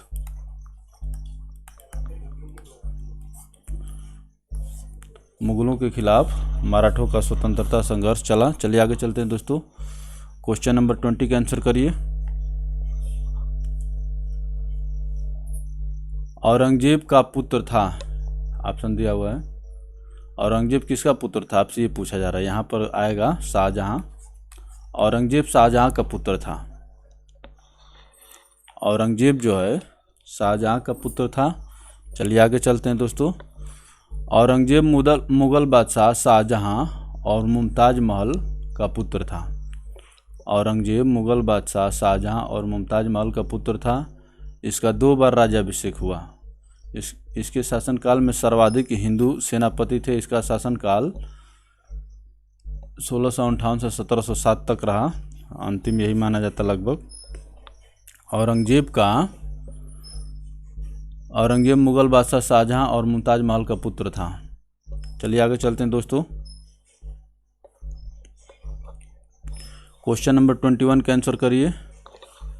ताजमहल के सुलेखक कैलीग्राफर ने 1648 ईस्वी में इसकी रचना की और पूरा किया। बताइए।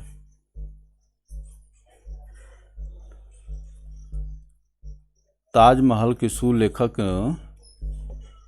कैलीग्राफर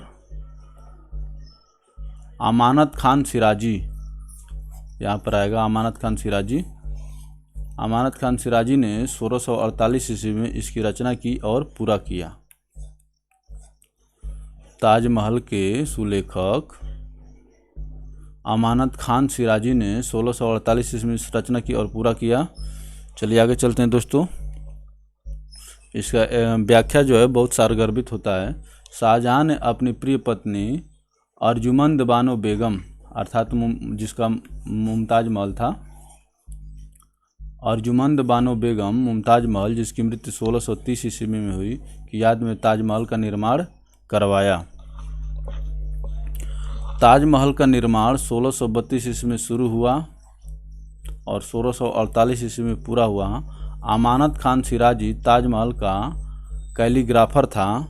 कवि गयासुद्दीन ने मकबरे के पत्थर पर इबारतें लिखी हैं। कवि गयासुद्दीन ने मकबरे के पत्थर पर इबारतें लिखी हैं, जबकि इस्माइल खान अफरीदी ने इसके गुंबद का निर्माण किया था। ताजमहल के डिजाइनर का नाम उस्ताद अहमद लाहौरी था।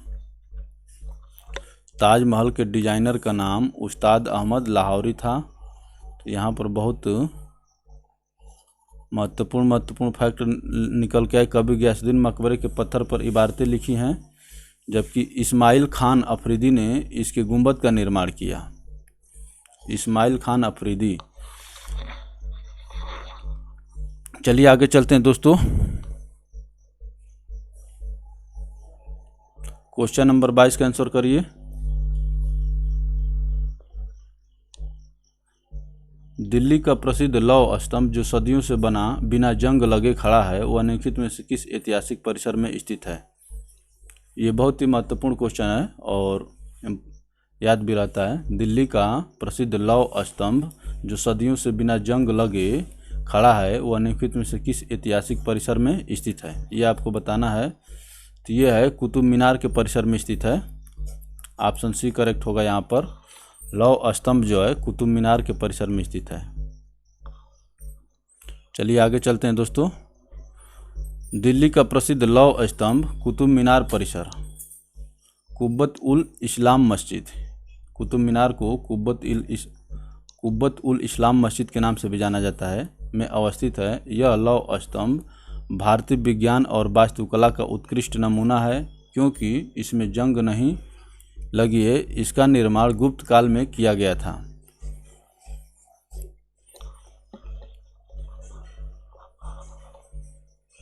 दिल्ली का प्रसिद्ध लौह स्तंभ कुतुब मीनार परिसर कुब्बत उल इस्लाम मस्जिद में अवस्थित है। यह लौह स्तंभ भारतीय विज्ञान और वास्तुकला का उत्कृष्ट नमूना है, क्योंकि इसमें जंग नहीं लगी है। इसका निर्माण गुप्त काल में किया गया था। ये बहुत महत्वपूर्ण फैक्ट है। चलिए आगे चलते हैं दोस्तों। क्वेश्चन नंबर 23 का आंसर करिए फटाफट। बिहार राज्य के सासाराम शहर में निम्नलिखित में से किस प्राचीन सम्राट का मकबरा स्थित है? सासाराम शहर में किसका मकबरा स्थित है, बताइए। ये है दोस्तों शेरशाह सूरी का मकबरा स्थित है बिहार के सासाराम में। चलिए आगे चलते हैं दोस्तों। शेरशाह सूरी का मकबरा बिहार के सासाराम नामक स्थान पर एक तालाब के बीच ऊंचे चबूतरे पर बना है। यह आकार एवं गौरव दोनों दृष्टियों से भारतीय इस्लामिक निर्माण कला का सम्मिश्रण प्रदर्शित करता है। एक तालाब के बीच ऊंचे चबूतरे पर बना है। चलिए आगे चलते हैं दोस्तों। क्वेश्चन नंबर 24 का आंसर करिए। प्रसिद्ध चित्रकार मीर सैयद अली चित्रकारी हेतु किस मुगल शासक के सहयोगी थे? प्रसिद्ध चित्रकार मीर सैयद अली चित्रकारी हेतु किस मुगल शासक के सहयोगी थे? ये हुमायूं के समय में चित्रकला जो है चरमोत्कर्ष पर थी। ऑप्शन डी करेक्ट होगा यहाँ पर। प्रसिद्ध फारसी चित्रकार मीर सैयद अली मुगल शासक हुमायूं के सहयोगी थे। इसने अब्दुस समद के साथ मिलकर मुगल चित्रकला की नींव रखी। अब्दुस समद ये भी चित्रकार थे। अब्दुस समद के साथ मिलकर मुगल चित्रकला की नींव रखी। चलिए आगे चलते हैं दोस्तों। क्वेश्चन नंबर 25 का आंसर करिए। विश्व प्रसिद्ध मोर सिंहासन का निर्माण और उसकी लाल किले में स्थापना निम्न किस मुगल शासक ने की थी? मोर सिंहासन का निर्माण और उसकी लाल किले में स्थापना किस मुगल शासक ने की थी, बताइए। तो लाल किला को बनवाने वाला कौन था? शाहजहां था, और मोर सिंहासन भी वही बनवाया था। ऑप्शन ए करेक्ट होगा आपके यहाँ पर। चलिए आगे चलते हैं दोस्तों। शाहजहां ने 1648 ईस्वी में दिल्ली शाहजहानाबाद में एक चतुर्भुज आकार का किला बनवाया, जो लाल बलुआ पत्थर से निर्मित होने के कारण लाल किले के नाम से प्रसिद्ध हुआ। इसी किले के दीवाने आम के पीछे की दीवार में बना एक कोष्ठ, जहां पर विश्व प्रसिद्ध तख्ते ताउस रखा जाता था, जिसे मोर सिंहासन कहा जाता था। तख्ते ताउस जिसे मयूर सिंहासन, मोर सिंहासन कहा जाता था।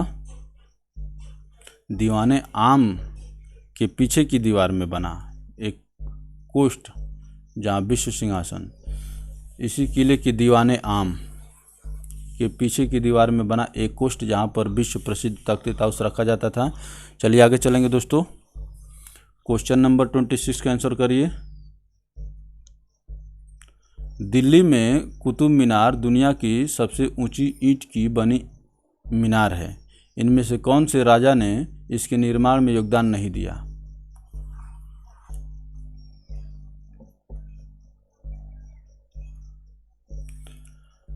तो अलाउद्दीन खिलजी का नाम आता है इसमें।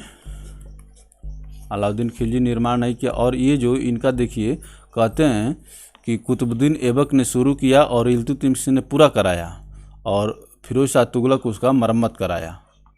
ये तीनों जो है कुतुब मीनार से जुड़े हुए हैं। दिल्ली में कुतुब मीनार।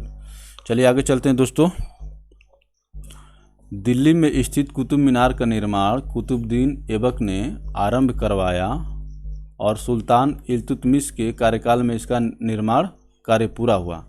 फिरोज शाह तुगलक के शासनकाल में बिजली गिरने से इसकी चौथी मंजिल क्षतिग्रस्त हो गई थी। अतः फिरोज शाह ने उसे तुड़वाकर उसके स्थान पर 2 मंजिलों का निर्माण करवाया। इस प्रकार कुतुब मीनार में 4 मंजिलों के स्थान पर 5 मंजिलें बन गईं, जो आज भी विद्यमान है। स्पष्ट है कि कुतुब मीनार के निर्माण में अलाउद्दीन खिलजी का कोई योगदान नहीं है। तो कुतुबुद्दीन ऐबक शुरू किया, इल्तुतमिश पूरा कराया और फिरोज शाह तुगलक जो है उसकी मरम्मत कराया। चलिए आगे चलते हैं दोस्तों। कुतुब मीनार स्थित है, कहाँ पर स्थित है? ये तो बहुत आसान क्वेश्चन हो गया। कुतुब मीनार दिल्ली में स्थित है। ऑप्शन ए करेक्ट होगा आपका यहाँ पर। उपरोक्त प्रश्न की व्याख्या देखिए, क्योंकि कुतुब मीनार यहाँ पर देखिए दिल्ली में स्थित, ये जो दिया हुआ था इसीलिए उसने इस प्रश्न की व्याख्या नहीं दे रहा है। पंचमहल किस में स्थित है? पंचमहल किस में स्थित है? तो पंचमहल फतेहपुर सीकरी में स्थित है। यहीं पर बुलंद दरवाजा का निर्माण अकबर ने करवाया था।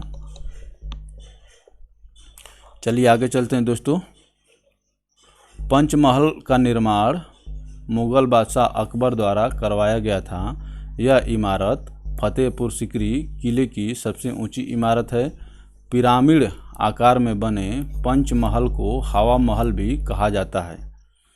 मुगल बादशाह अकबर के इस निर्माण कार्य में बौद्ध विहारों एवं हिंदू धर्म का प्रभाव स्पष्टतः दिखाई पड़ता है। पंचमहल को पत्थर में स्वप्न नामक उपनाम से संबोधित किया जाता है। पंचमहल को पत्थर में स्वप्न, पंचमहल को पत्थर में स्वप्न नामक उपनाम से संबोधित किया जाता है। चलिए आगे चलते हैं दोस्तों। क्वेश्चन नंबर 29 का आंसर करिए। निम्नलिखित में से किस मुगल सम्राट द्वारा आगरा के किले का निर्माण किया गया था? आगरा के किले का निर्माण किया गया था, यह है अकबर। आगरा में ही फतेहपुर सीकरी में बुलंद दरवाजा बनवाया गया था। फतेहपुर सीकरी में बुलंद दरवाजा।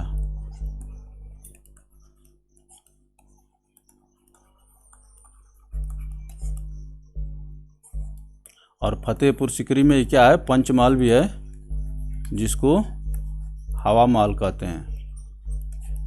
इसको हवा महल भी कहा जाता है।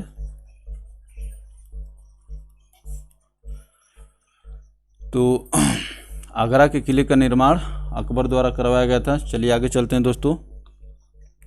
आगरा के किले का निर्माण मुगल सम्राट अकबर के द्वारा करवाया गया। अकबर ने अपने शासनकाल में दीवाने आम, दीवाने खास, पंचमहल, खास महल, तुर्की सुल्ताना की कोठी, जोधाबाई का महल आदि इमारतों का निर्माण फतेहपुर सीकरी में करवाया। तो देखिए, दीवाने आम, दीवाने खास, पंचमहल, खास महल, तुर्की सुल्ताना की कोठी, जोधाबाई का महल आदि ये सभी फतेहपुर सीकरी में है। फतेहपुर सीकरी कहाँ पर है? आगरा में है। चलिए और आगे चलेंगे दोस्तों। दिल्ली स्थित प्रसिद्ध हुमायूं के मकबरे का वास्तुकार कौन था? दिल्ली स्थित प्रसिद्ध हुमायूं के मकबरे का वास्तुकार कौन था? इसका वास्तुकार था मिराक मिर्जा घियात। मिराक मिर्जा घियात। ये देखिए, सभी प्रश्न पूछे गए, इसको आप लोग देखते रहिए कौन से परीक्षा में पूछे गए हैं। दिल्ली स्थित प्रसिद्ध हुमायूं के मकबरे का वास्तुकार मिराक मिर्जा घियात थे, जिन्हें अफ़गानिस्तान के हेरात शहर से बुलाया गया था।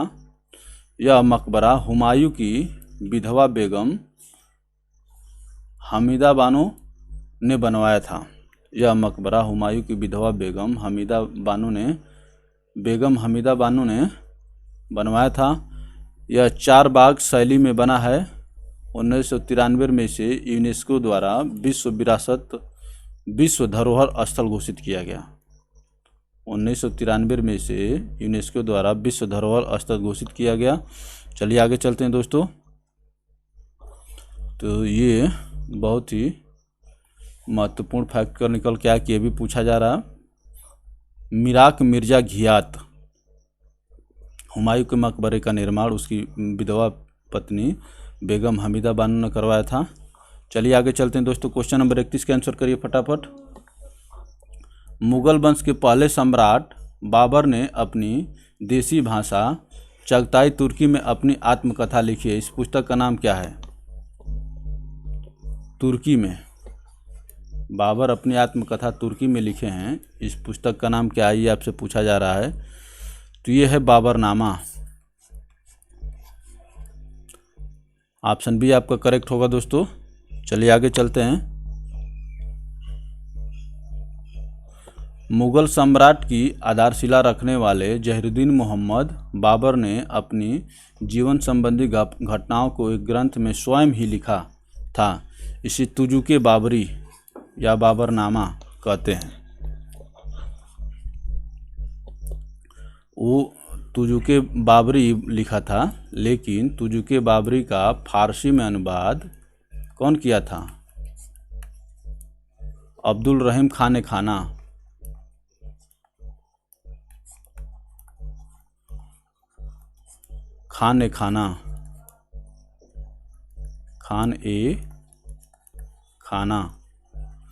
अब्दुल रहीम खान खाना ने फारसी में अनुवाद किया और फारसी में अनुवाद करके उसका नाम बाबरनामा रखा।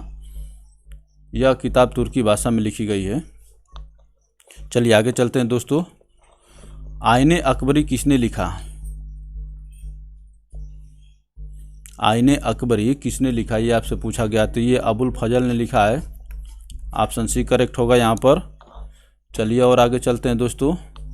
अबुल फजल ने आइन ए अकबरी की रचना की है। अबुल फजल अकबर के नवरत्नों में से एक थे, जिन्हें सर्वप्रथम तौहीद ए इलाही तथा दीन ए इलाही का प्रधान पुरोहित बनाया गया।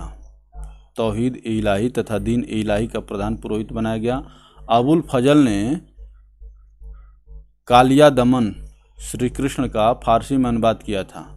कालिया दमन फारसी में अनुवाद किया तथा अपने ग्रंथों में अमेरिका की खोज का उल्लेख किया था।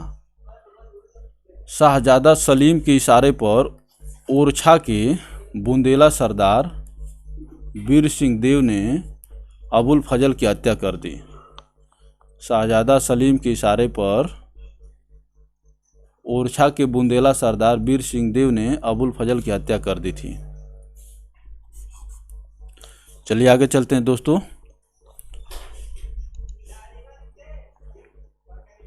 तारीख़ फिरोज़शाही के लेखक हैं। तारीख़ ए फिरोज़शाही के लेखक कौन है, आपसे ये पूछा गया है। तारीख़ ए फिरोज़शाही के लेखक जियाउद्दीन बर्नी हैं। ऑप्शन ए करेक्ट होगा।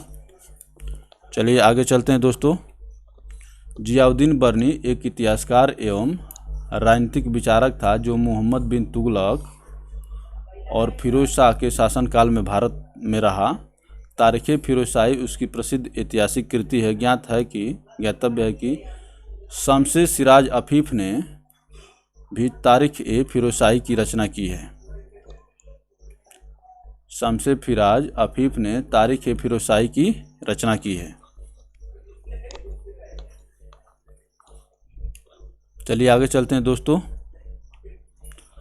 अकबरनामा के प्रसिद्ध लेखक कौन थे? अकबरनामा के प्रसिद्ध लेखक कौन थे? तो अकबरनामा के प्रसिद्ध लेखक थे अबुल फजल। ऑप्शन बी आपके यहाँ पर करेक्ट होगा दोस्तों।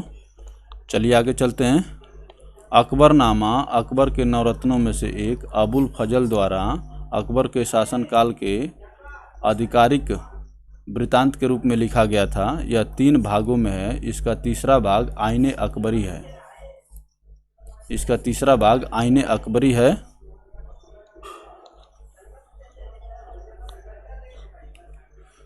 चलिए दोस्तों, 35 नंबर क्वेश्चन का आंसर करिए। निम्न में कौन सा सुमेलित नहीं है?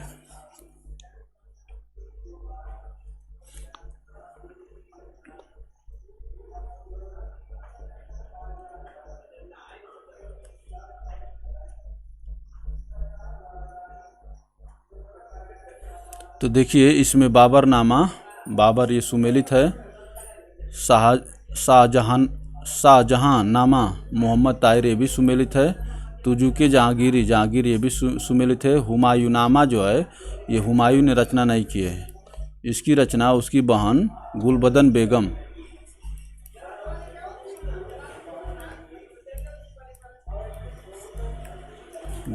बेगम ने कराया था। तो ऑप्शन सी आपका आंसर होगा। चलिए आगे चलेंगे दोस्तों। हुमायूंनामा की रचना मुगल बादशाह हुमायूं की बहन गुलबदन बेगम द्वारा की गई, जिसमें बाबर एवं हुमायूं के जीवन एवं उपलब्धियों का विवरण है। तुजुके जहांगीरी, जहांगीर द्वारा रचित उसकी आत्मकथा है। बाबरनामा की रचना बाबर ने तुर्की में की थी। शाहजहांनामा के लेखक मोहम्मद ताहिर इनायत खां हैं। शाहजहांनामा के लेखक मोहम्मद ताहिर, जिनका नाम इनायत खां भी है, इन्होंने किया था। चलिए आगे चलेंगे दोस्तों। क्वेश्चन नंबर 36 का आंसर करिए। हुमायूंनामा के लेखक कौन थे? अभी हम लोग देखें, हुमायूं की बहन गुलबदन बेगम थी। हुमायूंनामा के लेखक कौन थे? तो हुमायूं की बहन गुलबदन बेगम, ऑप्शन बी करेक्ट होगा। चलिए आगे चलते हैं दोस्तों। वह कौन सा स्थान है जहां अंतिम मुगल सम्राट बहादुर शाह जफर की मृत्यु हुई? अंतिम मुगल सम्राट बहादुर शाह जफर की मृत्यु हुई, बताइए। रंगून, म्यांमार में।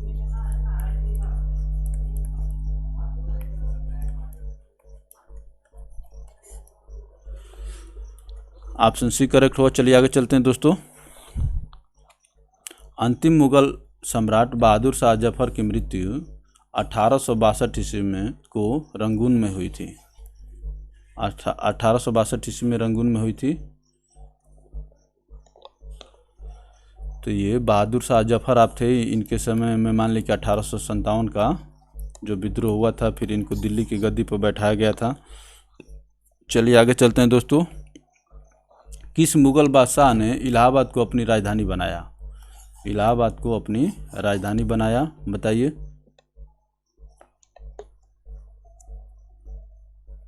शाह आलम, शाह आलम ने इलाहाबाद को अपनी राजधानी बनाया था। चलिए आगे चलते हैं दोस्तों। 1761 ईस्वी में मुगल सम्राट शाह आलम, इसे अली गौहर भी कहा गया है, अली गौहर भी कहा गया है, ने इलाहाबाद को अपनी राजधानी बनाया था। अकबर ने इलाहाबाद को काला मानिकपुर प्रांत की राजधानी का दर्जा दिया था। अतः सही उत्तर भी हो, क्योंकि प्रश्नगत राजधानी से तात्पर्य साम्राज्य की राजधानी से है। शाह आलम, इसे अली गौहर भी कहा जाता है, इन्होंने ही इलाहाबाद को अपनी राजधानी बनाया था। 39 के आंसर करिए फटाफट दोस्तों। कौन अवध का प्रथम नवाब था? अवध का प्रथम नवाब कौन था, इसमें आपसे पूछा गया है। तो अवध का प्रथम नवाब था सआदत खान। सआदत खां अवध का प्रथम नवाब था। चलिए और आगे चलेंगे दोस्तों। अवध में स्वतंत्र राज्य की स्थापना ईरानी दल के नेता मीर मोहम्मद अमीन सआदत खां बुरहान उल मुल्क ने की थी। 1722 ईस्वी में सआदत खां को अवध का सूबेदार नियुक्त किया गया। उसी समय से उसने अपने आप को स्वतंत्र शासक मान लिया एवं नाम मात्र के लिए मुगल बादशाह के स्वामित्व को स्वीकार करता रहा। वह अवध का पहला नवाब था। 1739 ईस्वी में शहादत खां की मृत्यु के पश्चात मुगल सम्राट मोहम्मद शाह ने शहादत खां के भतीजे एवं दामाद सफदरजंग को अवध का नवाब नियुक्त किया। चलिए आगे चलेंगे दोस्तों। क्वेश्चन नंबर 40 का आंसर करिए फटाफट। पहला कठपुतली मुगल सम्राट कौन था? पहला कठपुतली मुगल सम्राट कौन था? तो ये था Jahandar Shah. Option A correct होगा आपका। चलिए आगे चलते हैं दोस्तों। बहादुर शाह प्रथम के पश्चात जुल्फिकार खान नामक सामंत की सहायता से जहांदार शाह शासक बना। उसके शासनकाल में प्रशासन वास्तव में जुल्फिकार खां के हाथों में ही था, जो कि वजीर बन गया था। जहांदार शाह एक कमज़ोर एवं पतित शहजादा था। जहांदार शाह एक कमज़ोर एवं पतित शहजादा था। चलिए आगे चलते हैं दोस्तों। क्वेश्चन नंबर 41 का आंसर करिए फटाफट। मुगल काल में पुलिस बल के मुखिया को क्या कहा जाता था? मुगल काल में पुलिस बल के मुखिया को क्या कहा जाता था? कोतवाल कहा जाता था। ऑप्शन ए करेक्ट होगा। चलिए आगे चलते हैं। मुगल काल में पुलिस बल के मुखिया को कोतवाल कहा जाता था। उसकी नियुक्ति नगरीय क्षेत्रों में की जाती थी। सूबेदार सूबे या प्रांत के प्रशासन का सर्वोच्च अधिकारी होता था। सरकार प्रशासनिक इकाई का प्रमुख अधिकारी फौजदार होता था। सरकार का प्रमुख अधिकारी फौजदार होता था। प्रशासनिक इकाई का सरकार का प्रमुख अधिकारी फौजदार होता था। तो इसमें क्या कारण? मुगल काल में पुलिस बल के मुखिया को कोतवाल कहा जाता था। उसकी नियुक्ति नगरीय क्षेत्रों में की जाती थी। सूबेदार सूबे या प्रांत के प्रशासन का सर्वोच्च अधिकारी होता था। सरकार का प्रमुख अधिकारी फौजदार होता था, प्रशासनिक इकाई का। चलिए आगे चलते हैं दोस्तों। क्वेश्चन नंबर 42 का आंसर करिए फटाफट। मुगल शासन के दौरान एक कोतवाल की सही भूमिका क्या थी? अभी हम लोग देखे हैं कोतवाल क्या था।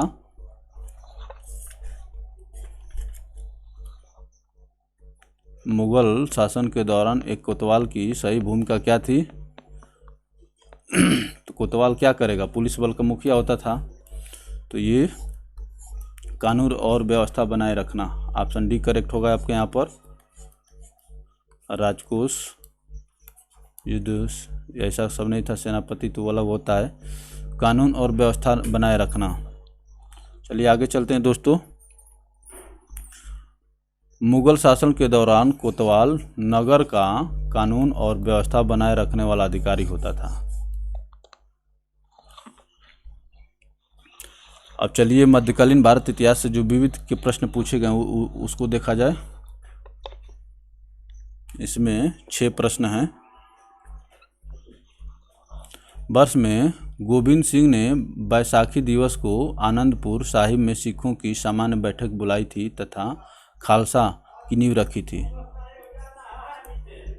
गुरु गोविंद सिंह ने खालसा पंथ की नींव रखी थी। अब आपसे पूछा जा रहा है कि कब रखी थी।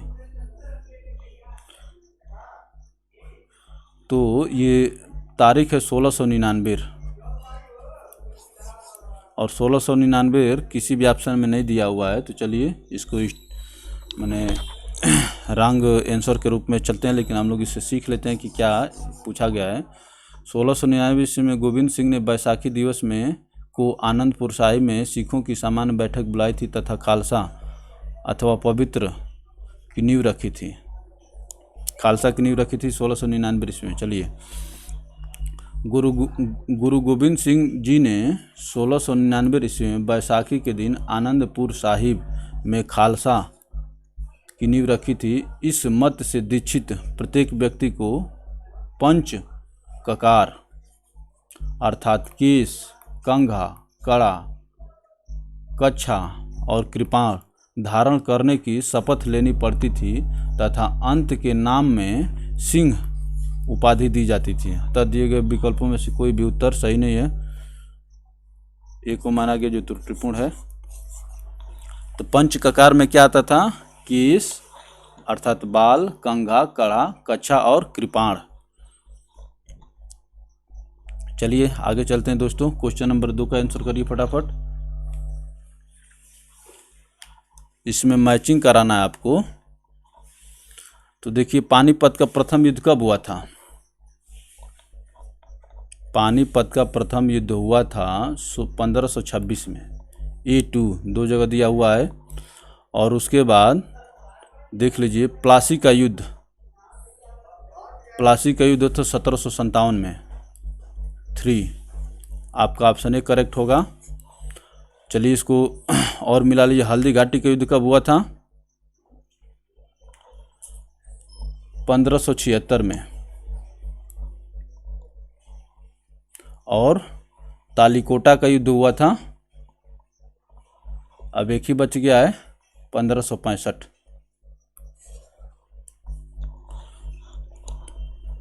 चलिए आगे चलते हैं दोस्तों। पानीपत हरियाणा का प्रथम युद्ध 1526 ईस्वी मुगल शासक बाबर और इब्राहिम लोदी के बीच हुआ था। प्लासी का युद्ध 1757 में बंगाल के नवाब सिराजुद्दौला और अंग्रेज के मध्य हुआ। तालीकोट हल्दी घाटी राजस्थान का युद्ध मुगल सेना व राजपूत राजा महाराणा प्रताप के मध्य 1576 ईस्वी में लड़ा गया था। तालीकोटा का युद्ध 1565 ईस्वी में विजयनगर व दक्षिण भारत के मुस्लिम राज्यों की संयुक्त सेनाओं के मध्य लड़ा गया था। तालीकोटा का युद्ध विजयनगर साम्राज्य की स्थापना हरिहर और बुक्का ने की थी। वह दक्षिण भारत के मुस्लिम राज्यों की संयुक्त सेनाओं के मध्य लड़ा गया था। चलिए आगे चलते हैं दोस्तों। क्वेश्चन नंबर 3 का आंसर करिए फटाफट। निम्नलिखित में कौन सा विकल्प सही ढंग से मेल नहीं खाता है? कौन मेल नहीं खाता है बताइए। तो इसमें जो है 1333 इब्न बतूता भारत पहुंचे, ये सही है। गुरु नानक देव का जन्म जो है 1469 में हुआ था,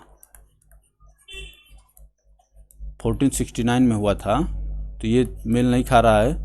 1290 मार्को पोलो ने भारत का दौरा किया, ये सही है। 1498 वास्को डी गामा कालीकट आए, ये भी सही है। तो आपका आंसर क्या हो जाएगा? ऑप्शन बी हो जाएगा। चलिए आगे चलते हैं दोस्तों। गुरु नानक देव का जन्म 1469 ईस्वी में गुजरावाला जिले के तलवंडी नामक ग्राम में हुआ था। वह पंजाब के खत्री परिवार से संबंधित थे। इन्होंने निराकार ईश्वर का प्रतिपादन किया, जिसे उन्होंने अकाल पुरुष की संज्ञा दी। अन्य सभी विकल्प सुमेलित हैं। क्वेश्चन नंबर 4 का आंसर करिए। भक्ति आंदोलन को उत्तर भारत में लाने का श्रेय निम्नलिखित किसको जाता है? बहुत ही बढ़िया प्रश्न है। भक्ति आंदोलन को उत्तर भारत में लाने का श्रेय निम्नलिखित में से किसको जाता है? तो ये हैं रामानंद जी। ऑप्शन सी करेक्ट होगा आपका यहाँ पर। चलिए आगे चलते हैं दोस्तों। उत्तर भारत में भक्ति आंदोलन को प्रारंभ करने का श्रेय रामानंद को है। वह रामानुजाचार्य के शिष्य थे। इन्होंने विष्णु के अवतार राम की उपासना पर बल दिया। राम जो है विष्णु के अवतार हैं, विष्णु के अवतार राम की उपासना पर बल दिया। चलिए आगे चलते हैं दोस्तों। किस सिख गुरु ने आदि ग्रंथ संकलित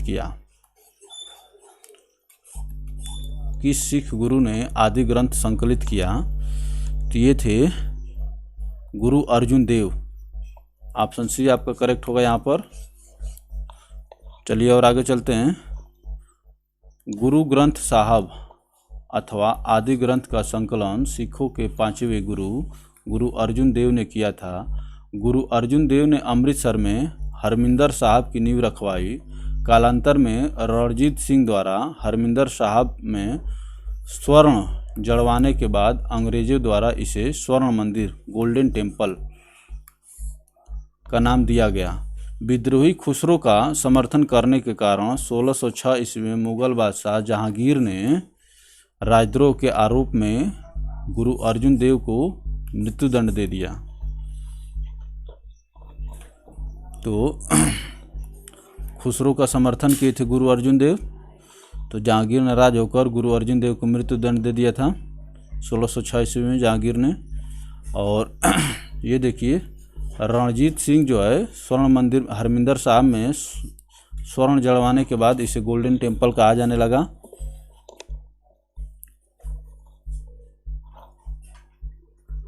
हरमिंदर साहब की नींव रखी। चलिए आगे चलते हैं दोस्तों, और ये आज का अंतिम प्रश्न है, 10वें या आखिरी सिख गुरु कौन थे? प्रश्न भी आखिरी है, सिख गुरु भी आखिरी हैं, बताइए 10वें या आखिरी सिख गुरु कौन थे? तो गुरु गोविंद सिंह। ऑप्शन डी आपका करेक्ट होगा यहाँ पर।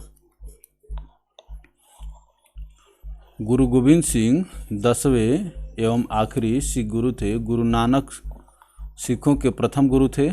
गुरु नानक सिखों के प्रथम गुरु थे। गुरु गोविंद सिंह का जन्म 1666 ईस्वी में पटना में हुआ था। इसलिए देखते हैं कि इनके जन्म दिवस पर पटना में ज़्यादा से ज़्यादा सिखों की भीड़ लगती है। गुरु गोविंद सिंह सिखों के सैनिक संगति व खालसा पंथ के संस्थापक के रूप में जाने जाते हैं। सैनिक संगति व खालसा पंथ के संस्थापक के रूप में जाने जाते हैं। तो ये रहा आज का अंतिम प्रश्न, और अब हम लोग यहाँ से आधुनिक भारत शुरू हो जाएगा। तो चलिए दोस्तों, आज के लिए इतना ही। धन्यवाद। अच्छा लगे तो वीडियो को लाइक करके शेयर करें ताकि आपके दूसरे मित्र तक भी पहुँचे, और सब्सक्राइब करके बगल में दिए घंटी के आइकन को प्रेस कर दीजिए ताकि आपको हर एक वीडियो का नोटिफिकेशन मिलता रहे। चलिए धन्यवाद।